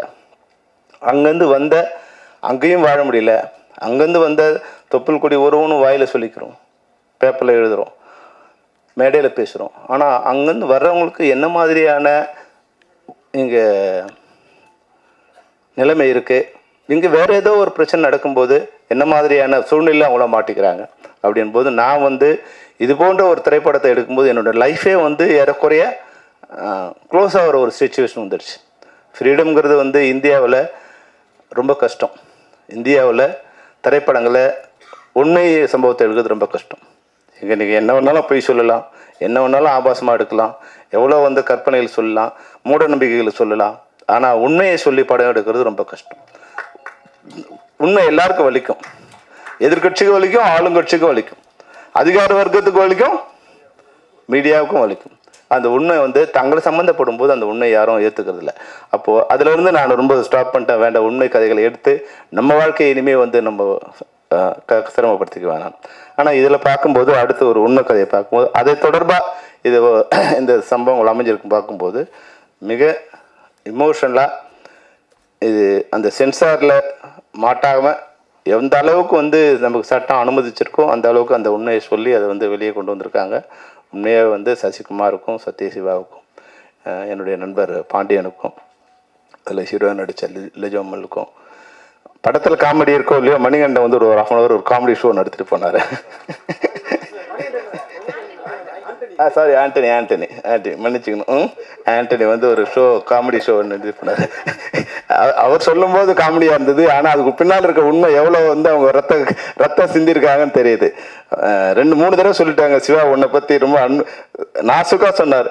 கிள்றது தெரியாமல் கிள்ளுவார், அடிக்கிறது தெரியாமல் அடிப்பார். அந்த அளவுக்கு. ஏன்னா இயக்குநர்களுக்கு வந்து தமிழ் சினிமாவோட சாபம் என்னன்னா, இது இன்னும் கொஞ்சம் ஆர்கனைஸ்ட் ஆகலை. எல்லா வேலையும் நம்மளே பண்ணணும். நம்ம வந்து ப்ரொடக்ஷன் வேலையிலேருந்து, காஸ்டியூம் ஒர்க்கிலேருந்து, மேக்கப்லேருந்து, ஆர்ட் டைரக்டர்லேருந்து, அவங்கள அசம்பிள் பண்ணுறதுலேருந்து, அவங்களுக்கு சாப்பாடு வந்ததா, சரியான நேரத்துக்கு வந்ததா, ஏன் வரல, யார் வந்தாங்க, வந்தவங்க வந்து கோச்சுப்பா, வந்தவங்களுக்கு ஷார்ட் எடுக்கணுமா, வராதவங்க வந்து கோச்சு போயிடுவாங்களா, இல்லை வந்த உடனே யாரும் ஷார்ட் எடுக்குது, இது மாதிரி பல்வேறு டார்ச்சர்களில் வந்து டைரக்டர்கள் இருக்கிறதால நான் பெரும்பாலும் வந்து அந்த ரஃப்பாக ஒரு முகமூடி நான் போட்டுப்பேன். அப்போ தான் நம்ம பக்கத்தில் யாரும் வரமாட்டாங்க. இல்லைன்னா நம்மளை ஷார்ட் எடுக்க விட மாட்டாங்க. அவங்கவுங்க ஆளாளுக்கு ஒரு அட்வைஸ் பண்ணிகிட்டே இருப்பாங்க. இந்த தமிழ் சினிமாவில் டைரக்டருங்கிறது வந்து ரொம்ப கஷ்டமான வேலை. வர்றவங்கலாம் அட்வைஸ் பண்ணுவான், சார் இந்த ஷார்ட் இப்படி இருந்தால் நல்லாயிருக்கும், அப்படி இருந்தால் நல்லாயிருக்கும் அப்படின்னு சொல்லுவான். அப்புறம் போன பிறகு அந்த ஹீரோ பக்கத்தில் போய் நின்றுட்டு அங்கே எங்கே ஒன்று சொல்லுவான். நம்ம பிளான் பண்ணி ஒரு 4 நாள் ஃபைட் எடுக்குது, ஒரு 2 நாள் எடுக்கலாம் நினைக்கும் போது ஹீரோ பக்கத்தில் போய் நிற்பான் ஒருத்தன். சார் டைரக்டர் சுற்றுறாரு சார் டைரக்டர் அப்படின்னா உடனே வந்து ஹீரோ நம்ம பக்கத்தில் வருவார். சொல்ல முடியும், என்னப்பா நீ பிரம்மாண்டமாக எடுப்பான்னு சொல்லி வந்தால் ஏன் ப்ரொடியூசர் தான் சொன்னாரா? நமக்கு தெரியும் இந்த படத்தில் எவ்வளோ இந்த ஃபுட்டேஜ் எவ்வளோ வரப்போகுது, இதுக்கு எவ்வளோ நேரம் இருந்தால் எவ்வளோ கால்ஷி டைம் இருந்தால் போகுது நமக்கு தெரியும் இல்லையா? ஆனால் அவங்க என்ன நினைப்பாங்கன்னா ஏதோ நம்ம சுற்றுறோம் அப்படிங்கிறவங்க நினைப்பாங்க. அது மாதிரி பல்வேறு விதமான இந்த கூட எல்லாருக்கும் ஒரு கூட 2 பேர் வருவாங்க. அவங்க வந்து படத்துக்கு எந்த விதத்திலும் உதவியாக இருக்க மாட்டாங்க, எல்லாம் உபத்திரமாக இருப்பாங்க. அது ஹீரோ கூட 2 பேர் வருவாங்க, ஹீரோயின் கூட 2 பேர் வருவாங்க, நாசம் பண்ணிவிடுவாங்க நம்மளை. அங்கே போய் நின்றுட்டு சார் அவங்களுக்கு 2 ஷாட்டு எக்ஸ்ட்ரா எடுத்துட்டாங்க சார். அவர் ரொம்ப நல்லா சார் நேற்று நைட்டு அவர் ஒரு டபுள் ஆக்ட் ஹீரோ வச்சு படம் எடுத்தால் நம்ம செத்தோம். அது பெரிய ஹீரோவாக இருந்தாலும் சரி, சின்ன ஹீரோவாக இருந்தாலும் சரி செத்தோம். அது மாதிரி டபுள் ஹீரோயின் போட்டு படம் எடுத்தாலும் படம் முடிகிற வரைக்கும் நம்ம வாழ்க்கையில் பாதி ஆயுசு முடிஞ்சு போயிடும். அவங்க காஸ்டியூம் நல்லா இருந்து வச்சு நம்ம போய் கடையில் எடுக்க போகிறது கிடையாது. காஸ்டியூமர் இதே எடுத்துகிட்டு வருவோம், அந்த கலர் கொஞ்சம் பிரைட்டாக இருக்கும். இன்னும் இங்கே காஸ்டியூமர் சொல்லுவோம், அம்மா பார்த்தீங்களா அவங்களுக்கு ஒன்று அவங்க கோச்சிட்டு போய் உட்காந்துப்பாங்க. ஏன் கோச்சிட்டாங்கன்னு தெரியாது, கோச்சிட்டாங்களா இல்லையான்னு தெரியாது. அப்போ அவங்கள போய் சரி பண்ணி கூப்பிட்டு வரணும். இதெல்லாம் வந்து டைரக்டருக்கு ஒரு டார்ச்சரான இது இருக்கும். அப்போ இதையெல்லாம் சமாளிக்கிறதுக்கு பெரும்பாலும் டைரக்டருக்கு என்ன பண்ணுவாங்கன்னா ஒரு ரஃப்பாக இருக்க மாதிரி அந்த நேரத்தில் வந்து கொஞ்சம் வல்கராக பேசுகிறதோ இல்லை சத்தமாக பேசுகிறதோ அப்படி வந்துடுச்சுன்னா பக்கத்தில் வர கத்துவோம், அவன் ஒரு கத்துவான்பா அவங்ககிட்ட விட்டுருப்பா அப்படின்னு சொல்லி நம்மளை கொஞ்சம் ஃப்ரீடமாக விடுவாங்க. அது மாதிரியான ஒரு போர்வையாக தான் சிவாவுக்கு இருக்குன்னு நினைக்கிறேன். ஏன்னா சிவா பார்க்கும்போது ரொம்ப ஸ்மூத்தான ஒரு நண்பராக தான் இருக்கார். அந்த வகையில் இந்த படம் உண்மையாகவே ஒரு சிறந்த படம். பத்திரிகையாளருக்கும் இணைய நண்பர்களுக்கும் ஒரு வேண்டுகோள் என்னென்னா, இப்போ எல்லாமே முன்னாடி மாதிரி படம் பார்த்து அது பிக்கப் ஆகுது அந்த இதெல்லாம் இல்லவே இல்லை. நீ படம் பார்த்தோமா அந்த வெள்ளி சனி ஞாயிறோட படம் முடிஞ்சிடும். அதனால் நீங்கள் அதை பற்றியான நல்ல விஷயங்களை எழுதுறதுக்கு 100 விஷயங்கள் இந்த படம் இப்போ நம்ம ட்ரெய்லர் பார்க்கும்போது சாங்ஸ் பார்க்கும்போதும் இந்த படத்தை பற்றி எழுதுறதுக்கு நல்ல விஷயங்கள் 100 விஷயங்கள் இருக்குது. அதனால் நீங்கள் இதை பற்றி நல்ல விஷயங்களை எழுதி மைனஸ் எதாவது இருந்தால் 3 நாள் கழிச்சு எழுதுங்க. எப்படி அதுக்குள்ளே பெட்டி வந்து திரும்பி வந்துடும். நீங்கள் வந்து எங்களுக்கும் படம் ஓட வேண்டிய அவசியம் இல்லை. நாங்கள் எதிர்பார்க்குறதே இப்போ வந்து வெள்ளி சனி ஞாயிறு தான். அதுக்கப்புறம் வந்து தேட்டருக்காரங்க தான் படம் ஓடுது தவிர ப்ரொடியூசருக்கு ஒன்றும் ஓட போகிறது இல்லை. அதில் ஓடி படம் வந்து யாரும் ஷேர் கொடுக்க போகிறதில்ல. எங்களுக்கு அந்த 3 நாள் ஓடினா சரியாக போடுங்கிற மாதிரி தான் இன்னைய நிலைமை இருக்குது. அதனால் நீங்கள் ஒரு 3 நாள் வெயிட் பண்ணுங்கள். முதல் நாள் 24 ஹவர்ஸ்னு சொன்னேன். அப்புறம் ஒருத்தர் ஃபோன் பண்ணி சொன்னார், ஒரு ப்ரொடியூசர், என்னப்பா நீ 24 மணி நேரம் கழிச்சு போட சொன்னேன். சொன்னால் ஒரு 72 மணி நேரம் கழிச்சு சொல்லியிருக்கலாம்ல, அதுக்குள்ளே நம்ம முதல்ல தேத்திடலாம்ப்பா அப்படின்னாரு. அதனால் உங்களுக்கு ரெக்வஸ்ட் என்னென்னா, ஒரு திங்கட்கிழமை உங்களோட ரிவ்யூ போடுங்க. அதுக்கப்புறம் நல்லது கெட்டது பார்த்து அவங்க ஜனங்க பார்க்க வரட்டும். இந்த படத்தில் பாண்டியனுக்கு எப்படி ஒரு நல்ல நேரம்னா, டூரிஸ்ட் ஹோம் வந்த பிறகு இந்த படம் வருது. அது வந்து பாண்டியனுக்கு வந்து ஒரு ஒரு மிக அதுதான் நல்ல நேரம் சொல்கிறது. அந்த படத்தோட வெற்றி நிச்சயமாக வந்து இதுக்கு ஒரு புல்லிங் இருக்கும் ஆடியன்ஸுக்கு வந்து வர்றது. அது மட்டும் இல்லாமல் அந்த வெற்றி படத்துக்கு பின்னாடி சசியோட படம் ஒன்று ஓடிச்சு, அடுத்த படம் சசியோட படம் வரும். அது போல் இல்லாமல் எது மாதிரி படம் ஓடிச்சோ அதனோட அடுத்த பாகம் மாதிரி இந்த படம் இருக்குது. டூரிஸ்ட் ஹோமோட படத்தோட தொடர்ச்சி மாதிரியே இந்த படம் இருக்கிறதால நிச்சயமாக ஒரு மிகப்பெரிய புல்லிங் இருக்கும். அதனால் இந்த படத்தோட வெற்றி எனக்கு தெரிஞ்சு வந்து கொஞ்சம் ஈஸியாக இருக்க மாதிரி தெரியுது. பாண்டியனோட மனசுக்கு அவர் பேசும்போது உங்களுக்கு தெரிஞ்சிருக்கும். நன்றியை கடைசியாக தான் சொல்லணும், ஆனால் வரும்போதே நன்றி சொல்லிட்டார். வரவேற்க சொல்லும்போது அவர் நன்றி சொல்லிக்கிட்டார். ஏன்னா அவர் மனதெல்லாம் நன்றி நிறைந்திருக்க நன்றி உள்ள மனிதர் பாண்டியன். அதனால் அந்த வார்த்தையிலேயே அவர் நன்றி சொன்னார். அவர் வாழ்வாங்க வாழணும். இந்த படம் அவர் முதல் படமாக எடுத்திருக்காரு. இந்த படம் வெற்றி படமாகி பல படங்களை பாண்டியன் தயாரிக்கணும். அதில் வந்து எல்லா திரைப்பட கலைஞர்களும் தொழிலாளர்களும் தொழில்நுட்ப கலைஞரும் வாழணும். சசி கூட வந்து சினிமாவை நேசிக்கின்ற ஒரு மிகச்சிறந்த மனிதர். அவர் வாழ்க்கையில் பல்வேறு சிரமங்கள் வந்திருக்கலாம், வெற்றி வந்திருக்கலாம், தோல்வி வந்திருக்கலாம். ஆனால் அதையெல்லாம் வந்து வாழ்க்கையோட ஒரு ஜெர்னியை எடுத்துக்கிட்டு எதை பற்றியும் கவலைப்படாமல் அழகாக வந்து ஒரு நதி போல் அவர் வந்து பயணம் பண்ணிகிட்டே இருக்கார். அந்த சசிக்கு என்னோடய வாழ்த்துக்கள். திரைப்படத்தில் நடித்த அனைத்து தொழில்நுட்ப கலைஞர்களுக்கும் குறிப்பாக கேமராமேனுக்கும் ஆர்ட் டைரக்டருக்கும் அந்த உங்களோட ஆர்ட் டைரக்ஷன் அந்த பார்த்தேன். அகதிகள் முகாம் ரொம்ப இயல்பாக பெரிய செலவு இல்லாமல் ரொம்ப இயல்பாக வந்து அந்த இதோடு சேர்ந்துருந்து படம் பார்க்கும்போது ஒரு உண்மையான இடத்துல உண்மையான கதை, அதுக்கு வேற ஒரு சாயம் போட்டிங்கன்னா அது வந்து நான் வெளியே வந்துடும். ஆடியன்ஸ் வந்து கதையை விட்டு வெளியே போடுவாங்க. அதுக்காக உண்மையாக ஒரு குடிசை மாதிரி இருந்தால் அது வந்து ஒரு அக்லினஸ் வந்துடும். அப்படி இல்லாமல் ஒரு உண்மையை வந்து அழகாக வெளிச்சம் போட்டு கட்டுற மாதிரி இருந்து உண்மையான இடம் மாதிரியும் தெரிஞ்சது. அது வந்து ஒரு பிரம்மாண்டமான ஒரு இதுவாக வந்து மனதுக்கு பாரம் கொடுக்குற ஒரு விஷயமாக வந்தது. அது போலீஸ் ஸ்டேஷனாக இருக்கட்டும், ஜெயிலாக இருக்கட்டும், எல்லாமே வந்து ஒரு இதுவாக இருந்தது. அதுபோல் வந்து உதயகுமார் வந்து நீங்கள் சில காட்சிகள் வந்து விசாரணை படம் பார்க்கும்போது எப்படி வந்து ரியாலிட்டி இருந்ததோ அது போல் வந்து ரொம்ப பியூட்டிஃபுல்லாக அந்த இமோஷனில் வந்து அழகாக வந்து உங்களுக்கு வெளியே கொண்டு வந்தீங்க. அந்த வகையில் உங்களுக்கு நன்றி. மிகச்சிறந்த பாடல்களை எழுதின கவிஞர்களுக்கும் மிகச்சிறந்த இசையை கொடுத்த ஜிப்ரான் வந்து இதுவாக சொன்னாங்க. அவர் வந்து ஏழைகளின் இளையராஜா வந்து ஜிப்ரான். ஏன்னா ரொம்ப தயாரிப்பாளர் பெரிய சிரமம் இல்லாமல் அந்த அளவுக்கு அந்த நேர்த்தியான இசையை சாதாரண திரைப்படங்களுக்கு கூட கொடுக்கக்கூடிய ஒரு மிகச்சிறந்த உள்ளம் படைத்த ஒரு நல்ல கலைஞன். நிச்சயமாக வந்து தமிழ் சினிமாவில் உங்களுக்கு ஒரு நல்ல இடம் இருக்குது ஜிப்ரான். என்னைக்காவது ஒரு நாள் உங்களை வந்து சேரும். நீங்கள் கவலைப்படாதீங்க, உங்கள் வெற்றிக்கும் உங்கள் உழைப்புக்கும் உங்களை வந்து சேரும். இந்த ஃப்ரீடம் மிகப்பெரிய விடுதலையை தமிழ் சினிமாவுக்கு கொடுக்கணும். விடுதலை போல் வெற்றியடைந்து தமிழ் சினிமா ஓடிடியும் சேட்டிலைட்டும் பல்வேறு ஜெயிலில் அடைபட்டுருக்கு. அதையெல்லாம் உடைச்சிக்கிட்டு திரைப்படம் கலைஞர்கிட்ட இருந்து மக்களுக்கு நேரடியாக வந்து சேர ஒரு ஃப்ரீடத்தை இந்த திரைப்படம் கொடுக்க வேண்டும் கூறி அனைவருக்கும் வாழ்த்துக்களை கூறி விடைபெறுகிறேன். நன்றி, வணக்கம். இங்கே வந்திருக்கிற எல்லாருக்கும் ஃபஸ்ட்டு நான் மிகப்பெரிய நன்றியை சொல்லிக்கிறேன். ப்ரெசன்ட் மீடியா உங்களுக்கு மெயினாக ரொம்ப நன்றி சொல்லணும். அப்புறம் பார்த்திங்கன்னா ஃபஸ்ட்டு ஃப்ரீடம். இந்த படத்தை நான் ரொம்ப ஃப்ரீடமாக எடுக்கிறதுக்கு எனக்கு முதல்ல ரொம்ப சப்போர்ட்டாக இருந்தது வந்து என்னோடய வீடு, என்னுடைய மனைவி, குழந்தைங்க. ஏன்னா அவங்க வந்து என்னை ரொம்ப ஃப்ரீடமாக விட்டதுனால தான் நான் இந்த மாதிரியான ஒரு படம் எடுக்க முடிஞ்சது. அதுக்கப்புறம் பார்த்திங்கன்னா குடும்பம் அப்படின்னு சொன்னால் எங்களுக்கு வந்து எந்த ஒரு சூழ்நிலையிலையுமே ரொம்ப சப்போர்ட்டிவாக இருக்கிற என்னுடைய 2 அக்கா, மாமா. அதுக்கப்புறம் இப்போது நான் படத்துக்குள்ளே வரேன். இந்த படத்தில் வந்து எனக்கு வந்து முதல்ல ஃபஸ்ட்டு என் கூட ரொம்ப கனெக்டிவாக இருந்த இந்த படத்தோட கோ டைரக்டர் பிரசாத், அவருக்கு ரொம்ப நன்றி. அப்புறம் வந்து ரெபல் படத்தோட டைரக்டர் நிகேஷ், அவர் என்கிட்ட தான் வந்து அசிஸ்டன்ட் டைரக்டராக இருந்தார். என்கிட்ட இருந்து வெளியே போனதுக்கு அப்புறமும் கூட எப்போவுமே இன்னும் ஒரு அசிஸ்டண்ட்டாகவே வந்து படம் தொடங்கினதுலேருந்து முடிகிற வரைக்கும் கூடவே இருந்து ரொம்ப ஹெல்ப்ஃபுல்லாக இருந்திருக்கார். அவருக்கு ஒரு பெரிய நன்றி. அப்புறம் அசோசியேட் டைரக்டர் சங்கர், அப்புறம் இன்னும் நிறைய பேர் ஒர்க் பண்ணியிருக்காங்க. எல்லாருக்குமே ஃபஸ்ட்டு என்னோடய டீமுக்கு வந்து ரொம்ப நன்றி சொல்கிறேன். அப்புறம் நான் வந்து படத்தை பற்றி நானே நிறைய சொல்கிறது அவ்வளோவா நல்லா இருக்காது, அதனால் எல்லாருமே சொல்லிட்டாங்க. ஸோ வந்திருக்கிறவங்களுக்கு நன்றி சொல்கிறது மட்டும்தான் என்னுடைய வேலையாக நான் நினச்சி வந்தேன். அதை வந்து தயாரிப்பாளர் ஃபஸ்ட்டே அவர் வந்து எல்லாருக்கும் நன்றி சொல்லிட்டாரு. ஸோ இந்த படத்தில் நடித்த நடிகர்கள் இப்போ வந்து நான் வந்து நிறைய பேர் இருக்காங்க. ஸோ அதனால் ஒருத்தராக சொல்லணுன்னா ரொம்ப டைம் எடுக்கும். ஸோ இந்த படத்தில் நடித்த எல்லா நடிகர்களுக்கும் என்னுடைய வாழ்த்துக்கள், நன்றிகள். அப்புறம் வந்து பார்த்திங்கன்னா டெக்னீஷியன்ஸ், கேமராமேன் ஆகட்டும், எடிட்டர் ஆகட்டும், ஆர்ட் டைரக்டர் ஆகட்டும், இவங்க எல்லாருமே நான் வந்து என்ன சொல்ல வரேன் அதை புரிஞ்சுக்கிட்டு, அதே மாதிரி பார்த்திங்கன்னா ஒரு பெரிய பட்ஜெட்குள்ளேயும் போகாமல் ஒரு நம்பகத்தன்மையும் கொண்டு வரணும். அதுக்கு வந்து ரொம்ப கஷ்டப்பட்டிருக்காங்க. அவங்க வந்து ரொம்ப நேர்மையாக வேலை செஞ்சுருக்காங்க. அதனால் அவங்க 3 பேருக்கும் ஒரு பெரிய நன்றிகள் சொல்கிறேன்.